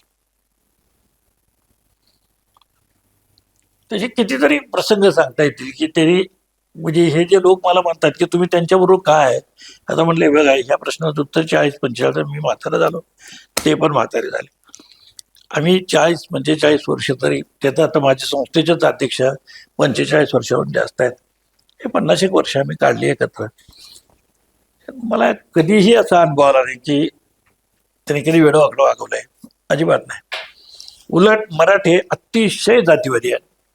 मराठी हा, मराठा जात म्हणून जी भानगड आहे ना, तीच अतिशय जाती. अतिशय जातीवादी आहेत. मग अशी ब्राह्मणांना शिवाय देत होता हा? मग अशी ब्राह्मणांना देत होता. अहो, ब्राह्मणांचे शिष्य आहेत ना हे सगळे.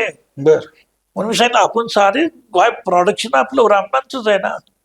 हे डोकं प्रोडक्शन आपलं काय ते डोकं काय डोकं जिथे वर्णवर्चस्वाचा मुद्दा येतो की मी त्याच्यापेक्षा मोठा आहे, दॅट इज ब्राह्मणिझम. इतर कोणासच काय मिळतं का म्हणे, दॅट इज ब्राह्मणिझम. इक्वॅलिटी त्यांच्या डोक्यातच बसत नाही, की जी शिवाजी महाराजांनी सांगितली, शाहू महाराजांनी सांगितली. हा विचार ते का नाही स्वीकारू शकत? फक्त महाराजांचं नाव घेतात. अरे पण महाराजांनी 18 पगड जातींची माणसं उभी केली ना. स्वतःच्या बॉडीगार्ड पासून सगळी माणसं कोण होती? भंगी, न्हावी ही माणसं त्यांनी उभी केली आणि त्या माणसाने जीवाला जीव दिला. किती मराठी होते महाराजांच्या बरोबर? शिवाजी महाराजांच्या काळात तरी ते सगळे मोगलांच्याकडेच होते आणि त्यांच्याबरोबर लढाई करण्यातच महाराजांचं निम्म आयुष्य गेलं. महाराजांच्या बरोबर जे होते मावळे, हे भरजी नायकांच्या पासून ते त्या जीवा माल्यापर्यंत हे सगळे कोण होते? लोक होतो ना. यशवंतरावच्या बरोबर कोण होतं आणि शरदरावच्या बरोबर तरी कोण आहे? संकटाच्या काळामध्ये आम्ही सगळे उभे राहतो. कसलंही संकट बघा होते, त्या संकटाच्या काळामध्ये साहेबाच्या बरोबर आम्ही कायम राहिलेले आहे. कसलंही संकट येऊ दे, सामाजिक असू दे, अमका असू दे, तमका. हे का आम्ही करतो? तर आम्हाला एक कळतं कोणाच्या बरोबर राहायचं. मानासाहेब, शरद पवारांच्या राजकारणाकडं बदलत्या परिस्थितीमध्ये तुम्ही कसं बघता? त्यांच्याकडून काही चळवळीतल्या नेत्यांनी घेण्यासारखं काय असं तुम्हाला वाटतंय का? शरद पवार एक फार मोठा माणूस आहे. माणूस म्हणून तो माणूस मोठा आहे. राज्यकर्ता म्हणून बाजूला ठेव, माणूस म्हणून त्याच्यातला माणूस मोठा आहे. आणि त्यांनी यशवंतरावांच्याकडनं जो काही विचार घेतला, तो विचार त्यांनी आतापर्यंत इथपर्यंत तो गाडा आणलेला आहे. इथून पुढे कोण घेऊन जाईल असा वारस ते निर्माण करू शकले नाहीत. हे एका अर्थानं फेल्युअर आहे.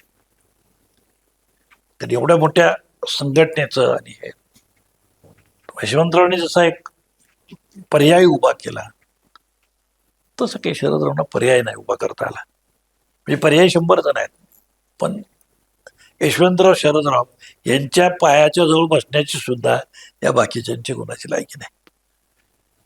दुसरं, शरद पवारांच्याकडनं जर काही शिकायचं असेल तर हे शिकलं पाहिजे की सर्वांना बरोबर घेऊन जाण्याची क्षमता ही वाढवणं, आपल्या विरोधकांना सुद्धा बरोबर घेण्याची ताकद. त्याला फार मनही मोठं लागतं आणि आत्मविश्वासही मोठा लागतो. क्या माझा शत्रू आहे आणि तरी सुद्धा मला माझ्या या गाडीत बसवून घ्यायचं आहे, ही मनाची तयारी ही ऑर्डिनरी गोष्ट नाही, मोठी गोष्ट आहे. ते शरदराव करत राहिले. म्हणजे त्यांनी कधीही व्यक्तिगत कोणाचा द्वेष केला किंवा व्यक्तिगत सुडाचं राजकारण या संस्कारातले ते नाहीत. तसं असतं तर मग आहे या परिस्थितीमध्ये त्यांनी फार वेगळ्या पद्धतीने विचार केला असता, पण तसं ते करू शकत नाहीत. त्याचं कारण संस्कार आहेत आणि म्हणजे ते धर्मात अडकत नाहीत, जातीत अडकत नाहीत, विषमतेमध्ये अडकत नाहीत, लिंगभेदामध्ये अडकत नाहीत. त्याच्यामुळे या सगळ्या बाबींना ते त्यांच्या ताकदीनुसार, त्यांच्या कुवतीनुसार ते आयुष्यभर काम करत राहिले बदलण्याच्यासाठी. आता त्याचे परिणाम त्यांना भोगावे पण लागले. अनेकदा सत्ता हातातून गेली, त्याची त्यांनी कधी पर्वा केली नाही. सत्ता हे साधन आहे असं ते म्हणत. तुम्ही जे मग अशी राजकीय विचारांचं म्हटला की चव्हाण साहेबांनी एक शरद पवार नावाचा कार्यकर्ता उभा केला की जो नंतर त्यांचा राजकीय वारसा पुढे चालवेल. पवार साहेबांच्या नंतर कोण असा प्रश्न जर विचार करायचा झाला तर आज आमदार आहे अजित पवार. हे त्याला एकेकाळी उत्तर होतं नाही. अजित पवार ही वेगळी गोष्ट आहे आणि शरद पवार ही वेगळी गोष्ट आहे. शरद पवार हा माणूस ज्ञानी आहे, हम्म. ज्ञानाकांक्षी आहे आणि मी त्यांना सर्वज्ञ वगैरे म्हणत नाही, हम्म. पण ज्ञानाच्या वाटेनं जाणारा तो माणूस आहे. हम्म. अजित पवारांचं तसलं काही नाही, हम्म. ते त्यांच्याकडं नव्हतंच. म्हणजे तेही कबूल करायचे की हे माझ्याकडे नाही. नाही. म्हणजे उत्तम कविता ऐकावी, उत्तम पुस्तक वाचावं, हम्म. उत्तम साहित्यिकांच्या बरोबर गप्पा माराव्यात, हम्म. शेअर करावं, हम्म. ही कुवत शरदरावांच्याकडे आहे. हम्म. ती महाराष्ट्रातल्या कोणत्याही राज्यकर्त्याकडे नाही. नाही. अदरवाईज ते माझे मित्र कसे असू शकतात. हम्म. आत्ताही कुठे काय जर समजा रेफरन्स पाहिजे तर 2 मिनिटात मला फोन करतात, लक्ष्मणरावजी असं असे त्याचा असा रेफरन्स पाहिजे, हम्म. मला जर देता. हे कोण कोणाला विचारतं? हम्म. ज्यांना हे माहिती आहे की हे कुणी वाचलं असू शकते, त्यालाच बरोबर विचारलं. हे लक्ष्मण वाचलेलं असू शकतंय, आणि नसेल वाचलं तर कुठे मिळेल याचा शोध त्यांना नक्की असणार आहे. हम्म. एवढ्या धबडक्यामध्ये स्वतःचं वाचन टिकवून पुन्हा आपल्याला पडलेल्या प्रश्नांच्यासाठी आणखीन काय वाचावं लागेल त्यासाठी संदर्भ लागतात, आणि हे संदर्भ ज्याच्याकडे असतात त्या माणसाला विद्वान म्हणतात. पण शरद पवार हे नुसते राज्यकर्ते नाहीत, ते चव्हाण साहेबांसारखे विद्वानही आहेत. त्यांची अनेक पुस्तकं आपण पाहिली, ते विद्वान आहेत, ते लेखक आहेत, साहित्यिक आहेत. त्यांचा पिंड जर यशवंतरावांसारखंच आहे, ते जर राजकारण दिलेत गेले नसते राजकारणात तर उत्तम साहित्यिक झाले असते ना. एक राजकीय प्रश्न विचारतो, थोडक्यात उत्तर द्या. शरद पवारांचा राजकीय वारस कोण? राजकारणात तसं वारसा बिरसा काय नसते हो. कोणी पोटी जन्माला आला म्हणून तो त्याचा वारसदार होईल नाही, राजकीय म्हणून मी राजकीय वारस नाही, म्हणतो. होऊन जाईल. शक्यच नाही. राजकारणामध्ये यशवंतरावांची वाट वेगळी, शरदरावांची वाट वेगळी, ती 2 माणसं वेगळी आहेत. या 2 माणसांची तुलना नसते करायची. हं? पण जर तुलना करायची तर ती एका विचाराची आहेत, एका विचारानं चाललेली आहेत.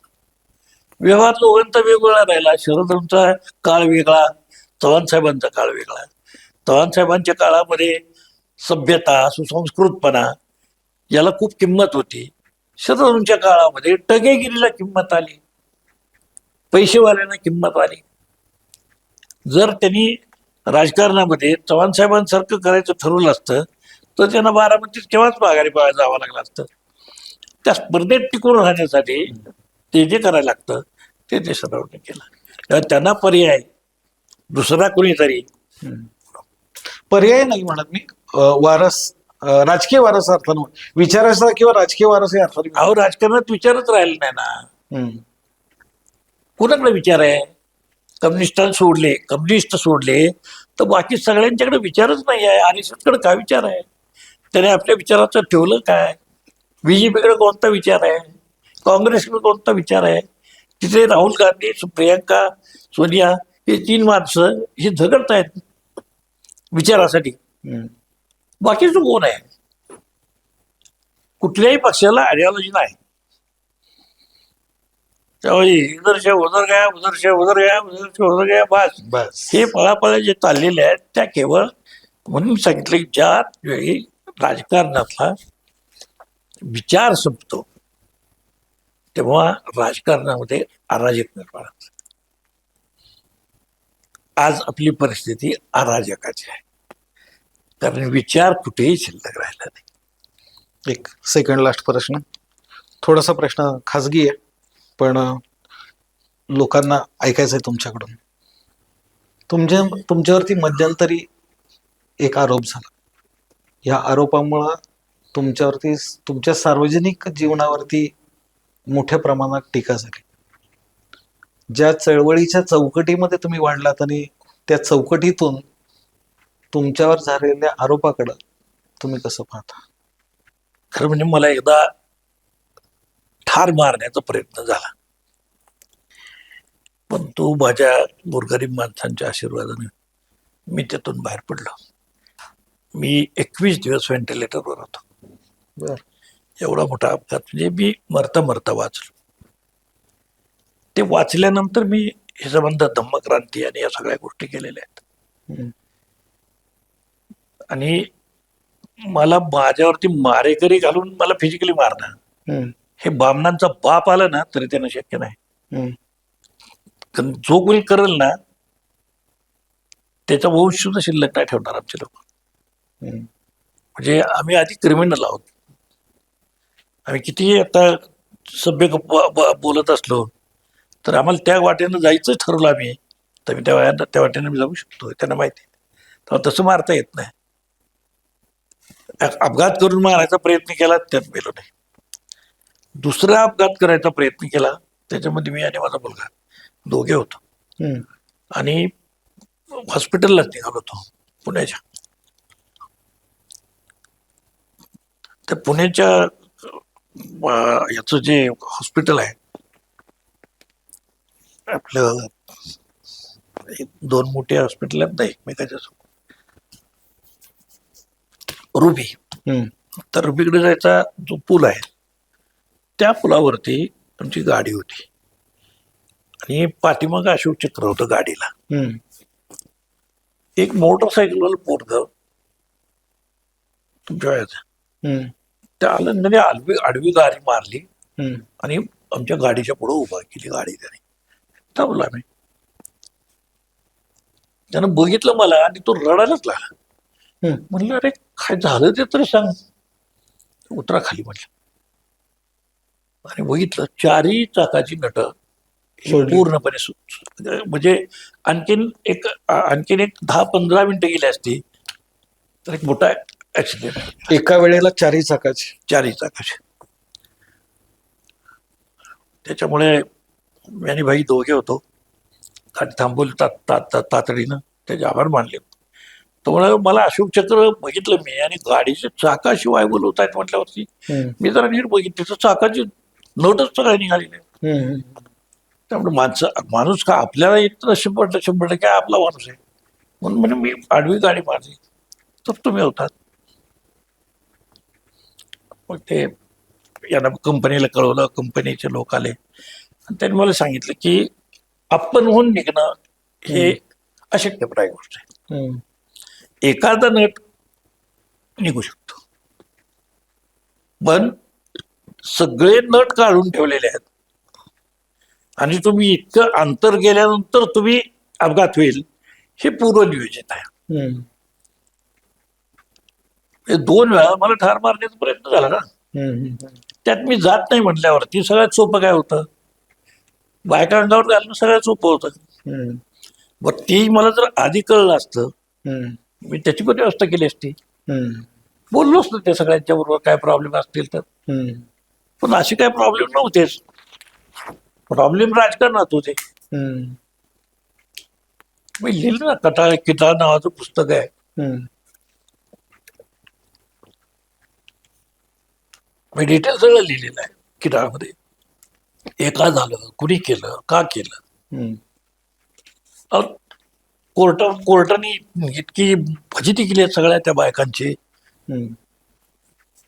तुम्ही एके वेळेस सांगता की इथे 10 वर्षापूर्वी आत्ता झाली हम्म. इथे 10 वर्षापूर्वी माझ्यावरती अत्याचार झाला. कोर्टाने विचारलं तर तुम्ही ही जागाच सांगू शकत नाही. हम्म. तुम्ही समजा सांगितलं की आता हे तुम्ही जा. हम्म. त्या संबंध जकातवाडीच्या परिसरामध्ये यशवंत नावाचा बंगला जर तुम्ही मला दाखवलात हम्म. तर मी शिक्षा घेतो. बरं.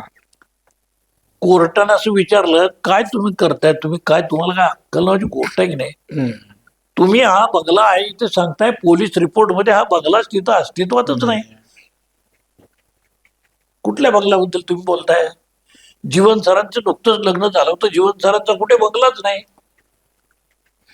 ह्या सगळ्या वावटळे आणि हे जे वादळ उठलं ह्याच्यातून तुमच्या सामाजिक मला आणि माझी इमेज खराब करणं, मला डॅमेज करणं आणि एक शब्दांचं मूल्य असतं. हम्म. ते शब्दांचं मूल्य कशामुळे जातं हे ब्राह्मणांना चांगलं माहिती. हात जरी त्यांनी मराठ्यांचे वापरलेले असले, हात जरी मागासवर्गीयांचे वापरलेले असले तरी भेजा त्यांचा नाही आहे. हम्म. भेजा हा दुसऱ्यांचा आहे. हम्म. कोर्टामध्ये त्याच्यामुळे सगळे उघडे पडले. ज्यांनी हा कट रचला हे दीज आर मास्टर माइंड असं जजमेंट मध्ये लिहिलं बर बर. की या 4 लोकांनी हा कट शिजवला आणि या माणसाला हे सगळं सफर करावं लागलं. हम्म. हम्म. अहो नाही तर माझी किती पंचायत झाली असती. हम्म. आयुष्यात उठलंच होतं की होय. माझ्या जायला दुसरा असता तर आत्महत्या पण केली असती. तुम्हाला कुटुंबाला पण मोठी किंमत मोजावी हो लागली. सगळ्यांनाच ना. माझा समाज मागे गेला, हम्म. चळवळ मागे गेली. हे गरीब माणसाचं नुकसान झालं ना मोठं. माझं नुकसान होणं वेगळी गोष्ट आहे, पण मी जे काम करत होतो ते कामाचं नुकसान झालं. हम्म. काही काळ मला बहिष्कृत आयुष्य जगावं लागलं. हम्म. म्हणजे बायकांनाच आबरू असते आणि ती पुरुषांना नसते असं नाही आहे. बाई जशी आयुष्यातनं उठते तसं पुरुषही आयुष्यातनं उठतो. म्हणजे आपल्याकडे अशी समजूत आहे की नाही स्त्रियावर अत्याचार नाही की स्त्रियाच फक्त बायकॉटेड होतात किंवा त्यांचंच फक्त वाटलं होतं असं काही नाही. काय हम्म. पुरुषाचंही तेच सगळं होतं. त्याला काय म्हणून पाहतात लोक? रेपिस्ट म्हणून पाहतात. मग त्यात कोणता सन्मान आहे त्याचा? बाईला जसं आत्महत्या करायला लागते पुरुषालाही करायला लागते. हम्म. आता जे सीझन विकृत लोक आहेत त्यांची गोष्ट सोडा.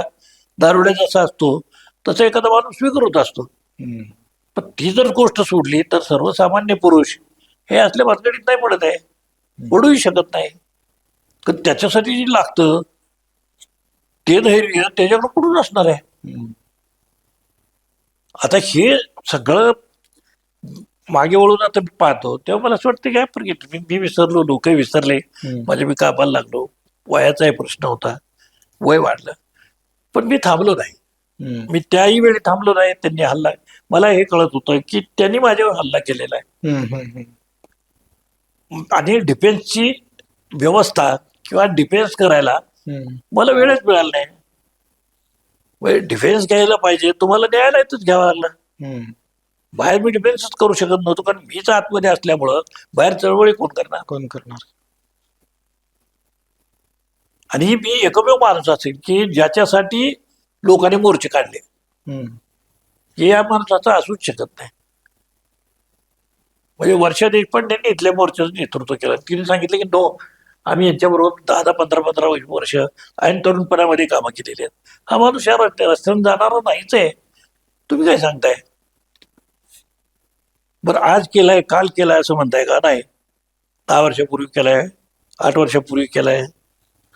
10 वर्षापूर्वी ना 8 वर्ष मी कोर्टाने विचारलं 10 वर्ष तू काय करत होती? हम्म. जेव्हा झाला तेव्हा गेली नाहीस कोर्टात, हम्म. ठीक आहे, तेव्हा तुला नोकरीची भीती वाटली, पण तू परमनंट झालीस त्यानंतर. हम्म. हो, मग परमनंट झाल्यावर का गेली नाहीस?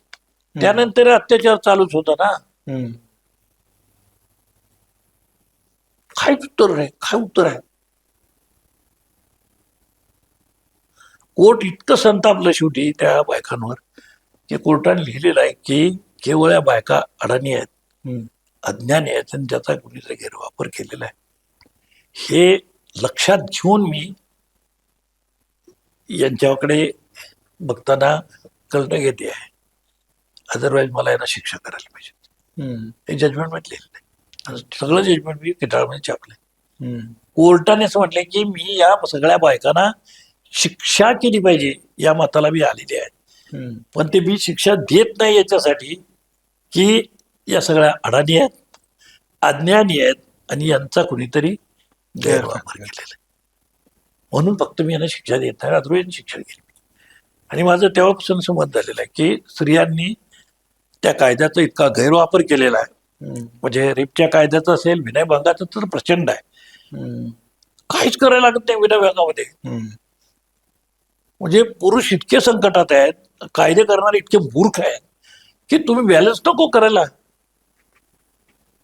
स्त्री पुरुष दोघांना बॅलन्स करायला पाहिजे ना. हम्म. तुम्ही पार्शियल राहून कसं चालेल? कायदा पार्शियल कसा करून चालेल? कसं चालेल? तुम्ही जर सिद्ध झालं तर तुम्ही त्याला जन्मठेप करणार, फाशी द्याल, बरोबर आहे. पण जर सिद्ध झालं नाही तर हम्म. तिला काय आहे? शून्य. याला काय कायदा म्हणतात काय? जी शिक्षा मला होणार होती तीच शिक्षा तिला झाली पाहिजे ना. आहे का कायदा तसा? नाही. उलट तुम्ही तिला पैसे देताय, तिला काय काय काय काय काय देताय. हम्म. हे मला असं वाटतं की मी स्त्री पुरुष समतावाला आहे म्हणूनच हे सांगतोय की दोघांना समान असलं पाहिजे ना, जे काय असेल ते. फार तर थोडंसं झुकतं माप तिला द्या, हम्म. पण कायदा करतानाच जर तुम्ही असा केलात तर कुठलाच पुरुष सुरक्षित नाही. बसमध्ये उभा राहिलोय आणि लागला धक्का एखाद्या बाईला आणि ती जर म्हणाली की माझा विनयभंग झाला तर हे बोंबल नाही का, क्या करणे का. चुकून लागला पाय आणि म्हणाले याने विनयभंग केला, काय करता शिमगा. बरं हे सिद्ध करणं अवघड आहे. त्याने मला डोळा मारला, कसं सिद्ध करणार. कोर्टाला ते असं म्हणलं की होय यानं मला डोळा मारला, तो कोर्ट असं म्हणणार होय यानं डोळा मारला. What is evidence. काहीच नाही. ह्याला काही हा अन्यायच आहे ना. हम्म. म्हणून पुरुषांनी संघटना केली पाहिजे आता, आणि किंवा पीडित पुरुषांनी तरी ही संघटना केली पाहिजे. सरकारला सांगितलं पाहिजे कायदा बदला. जर असं असेल की तो त्याने डोळा मारला, हे सिद्ध कर, सिद्ध कर ना. हम्म. तुला काहीतरी व्हायला पाहिजे ना. त्याने टॉन्टिंग केलं, हम्म. काय टॉन्टिंग केलं, सिद्ध कर. हे काय सिद्ध करायचं नाही. ही एवढं म्हणले की त्याने 354. हम्म. ते भयंकर आहे, सिद्धच करता येत ना 354. सगळी पोरं, मी आतमध्ये होतो, सगळी पोरं 20-22 वर्षाची आहेत. तुम्ही आयुष्यभर बंड पुकारलं, चळवळीमध्ये आघाडीवर राहून काम केलं. आम्ही पत्रकारितेचे आमचे सुरुवातीचे दिवस होते त्यावेळेला मला चांगलं आठवतं, पोवई नाक्यावरच्या समर्थ भाजी विक्रेता संघाचा संघर्ष चालू होता आणि त्यावेळेला आम्ही तुम्हाला रोज कव्हरेजचे निवेदन बघत होतो. आजच्या तरुण पिढीला तुम्ही काय एक ज्येष्ठ सहकारी म्हणून, ज्येष्ठ नेता म्हणून, चळवळीतला ज्येष्ठ कार्यकर्ता म्हणून काय मार्गदर्शन कराल? मला थोडीशी अंधोकांधूस कशी अपेक्षा वाटते की या पेपर फुटीमुळे का होईना हम्म. अन्याय म्हणजे काय हे त्या पोरांना कळले. हम्म. आता ते राहतील उभे. जोपर्यंत दुःख आहे, वेदना आहे, हम्म. तोपर्यंत संघर्ष आहे. हम्म. का तो आठवलाय. आता ह्या पिढीला तो करावाच लागणार. तर एकही परीक्षा अशी होत नाही की जे पेपर फुटले नाही. हम्म. ते पोरग कष्ट करून मरते आणि ऐन वेळेस तुम्ही सांगता पेपर फुटले. आता पेपर फुटल्यावर पुन्हा त्या पोराला उभं राहायचं, हम्म. पुन्हा क्लास जॉईन करायचा, क्लासच्या एवढ्या प्रचंड फीस भरायच्या, कर्ज काढून जमिनी विकून ज्या लोकांनी पोरांना त्या फीस भरलेल्या आहेत, संपलं घेऊ त्याचं आयुष्यात. म्हणजे आत्महत्या करतात. 17-18 पोरे नीटच्या परीक्षेमध्ये जीव गमावून बसली. मी जर तरुण असतो आता ना, मी नसतो का बसलो. मी पॅन्थरवाला आहे, मी गप नसतो बसलो. आता काय करणार. मी तरुण पोराला एवढं सांगतो की अन्याय सहन करणं हा मोठा अपराध आहे. अन्याय करणारापेक्षा अन्याय सहन करणं हा मोठा अपराध आहे. आणि तरुण पिढीने आता ते करता कामाचं नाही. हातात शस्त्र घ्यावी लागली तर शस्त्र घ्या. मी बौद्ध आहे, मी अहिंसेच्या मार्गानेच माझं आयुष्यभर काम केलेलं आहे. पण मला असं वाटतं की जर शत्रू तुम्हाला शस्त्र घेऊन मारणार असेल तर तुमच्या प्रोटेक्शनसाठी तुम्हाला सुद्धा हातात शस्त्रच घ्यावं लागेल. निशस्त्र जाऊन त्याच्याशी लढायला गेलात तर तुमची मान उतरवून ठेवेल. ही कॉक्रोच जनता पार्टी जे आता सुरू झाले त्याच्यात ते काही करतील असं वाटतं मला ते कॉक्रोच जनता पार्टी येईल किंवा XYZ काही येईल, पण जेव्हा अन्यायाचा कडेलोट होतो ना तेव्हा वाफ कुठून तरी बाहेर जावीच लागते ना, नाही तर स्फोट होतो. ते वाफ जाण्याच्यासाठी हे आत्ता काम करतायत असं मला वाटतं. तर लोकशाही टिकवायची म्हणून. जर लोकशाही नसती, कायदा नसतं, कायच नसतं तर माणसांनी दगली केल्या असत्या, माणसं मारली असती. त्या शिक्षण मंत्र्याचा राजीनामा कशाला मागितला असता, शिक्षण मंत्र्याला ठार मारला असतं ना. पण डेमोक्रेसी असल्यामुळे आपल्याला ते करता येत नाही, करायची गरज नाही. आपल्याला न्याय मिळवू शकतो. म्हणून आता ज्या पद्धतीने ते प्रोटेस्ट करतायत त्याला माझं पाठिंबा आहे. ते कुठल्याही नावानं करू देत. मी फक्त संघ RSS याच्या पूर्ण टोटली विरोधी आहे. मी BJPच्या विरोधी आहे, म्हणजे उजव्या विचाराच्या विरोधी आहे. आणि मी ते शेवटपर्यंत मी तसाच राहणार आहे. कारण त्यांच्याशीच आमची लढाई आहे. मी सारखं रोज सांगतोय की तुम्ही गाडगे बाबांना बघा, तुम्ही तुकडोजी महाराजांना बघा, तुम्ही तुकाराम महाराजांना बघा. ही आपली आधीची जी संबंध जनरेशन आहे यांना काही कमी त्रास नाही झालेला. मी एकटाच काय असं नाही आहे की मला त्रास होतोय. माझ्या आधीचे जे पूर्वसुरी आहेत त्या सगळ्यांना हा त्रास झालाच आहे. तुकारामाचा खूनच झालेला आहे, शिवाजी महाराजांचा खूनच झालेला आहे, संभाजी महाराजांचा खूनच झालेला आहे. कोण खून केलंय हे पण आपल्याला माहिती आहे. तरी सुद्धा आपण त्यांच्याच रस्त्यात जातोय. आता आमचे तर बस आयुष्य गेलं नाही सांगण्यात की अरे आपण आपल्या रस्त्यात जाऊया, त्यांच्या रस्त्यात नको जाऊया, तिकडे स्वराज्य नाही मिळणार. हा रस्ता महाराजांनी का डांबरी रस्ते होते काय? नव्हते. त्यांनी स्वतःचे रस्ते तयार केले. मग तो असा एवढा मोठा दिग्गज माणूस होऊ शकला की ज्याची जगानं नोंद घेतली, असा इतक्या कमी वयामध्ये एवढं पराक्रम करू शकले. त्याचं कारण स्वतःची वाट त्याने स्वतः शोधली. ते विचारत नाहीत बसले त्या वाटेने ते गेलं तर जरा बरं होईल, जरा बरं होईल हा विचारच डोक्यात नाही. ज्यात जरा बरं होणार नाही ती गोष्ट ते करत होते. ज्यात जरा सुद्धा बरं होणार नाही, ज्यात आपण 100% मरू, असे चॅलेंजेस घेऊन तो माणूस काम करत होता. आता या नव्या पिढीनं पुन्हा महाराजांना अनुसरलं पाहिजे आणि त्या रस्त्याने गेलं पाहिजे. महाराजांच्या काळामध्ये शस्त्र घ्यावं लागत होतं. तुम्हाला शस्त्राच्या ऐवजी एकजूट करावी लागेल. पण आता मला आनंद आहे की काही त्या तुमच्या त्या पोराला त्या अमेरिकेत असते येणार आहे ते, तर ते त्या पोराच्या एका 2 ओळीवरती काही कोटी लोक त्याला पाठिंबा देत असतील तर मला असं वाटतं की आपल्या देशाच्या लोकशाहीला भविष्य आहे. अगदीच काही निराश होण्यासारखी परिस्थिती नाही. कारण इतकी जर माणसं बरं ठीक आहे मी लढणार नाही पण मी तुला पाठिंबा देतो असं म्हणणारे सुद्धा फार गरजेचे असतात. नका लढू तुम्ही, पण लढणाऱ्याला पाठबळ तर द्या. खूप छान माने साहेब. आपण सुमारे 1.5 तास चर्चा केली. एकदम तुम्ही आम्हाला मागच्या काळात घेऊन गेला. मंडळी, हे आहेत उपराकार लक्ष्मण माने. उपराच्या पानापानातून जो प्रवास झाला तो त्यांनी आपल्या समोर उलगडून सांगितला. हा प्रवास उपराच्या पानापानातून सुरू झाला आणि आजच्या आधुनिक महाराष्ट्राच्या वास्तव्यापर्यंत येऊन थांबला. संघर्ष संपलेला नाहीये, संघर्ष सुरूच राहणार आहे. हे लक्ष्मण मानेंच्या आत्ताच्या बोलण्यातून तुम्हाला जाणवलं असेल. माने साहेब, तुम्ही आम्हाला तुमचा बहुमूल्य वेळ दिला आणि पाटीलकीच्या रसिकांत श्रोत्यांना लक्ष्मण माने जाणून घेण्याची, ऐकण्याची संधी दिलीत, त्याबद्दल तुमचे खूप खूप आभार. आपल्या पाटीलकी पॉडकास्टचे प्रायोजक आहेत बेकीज बेकरी. त्यांच्याकडून ही तुमच्यासाठी एक छोटीशी भेट. बेकीजचा हा मावा केक आहे. थँक्यू.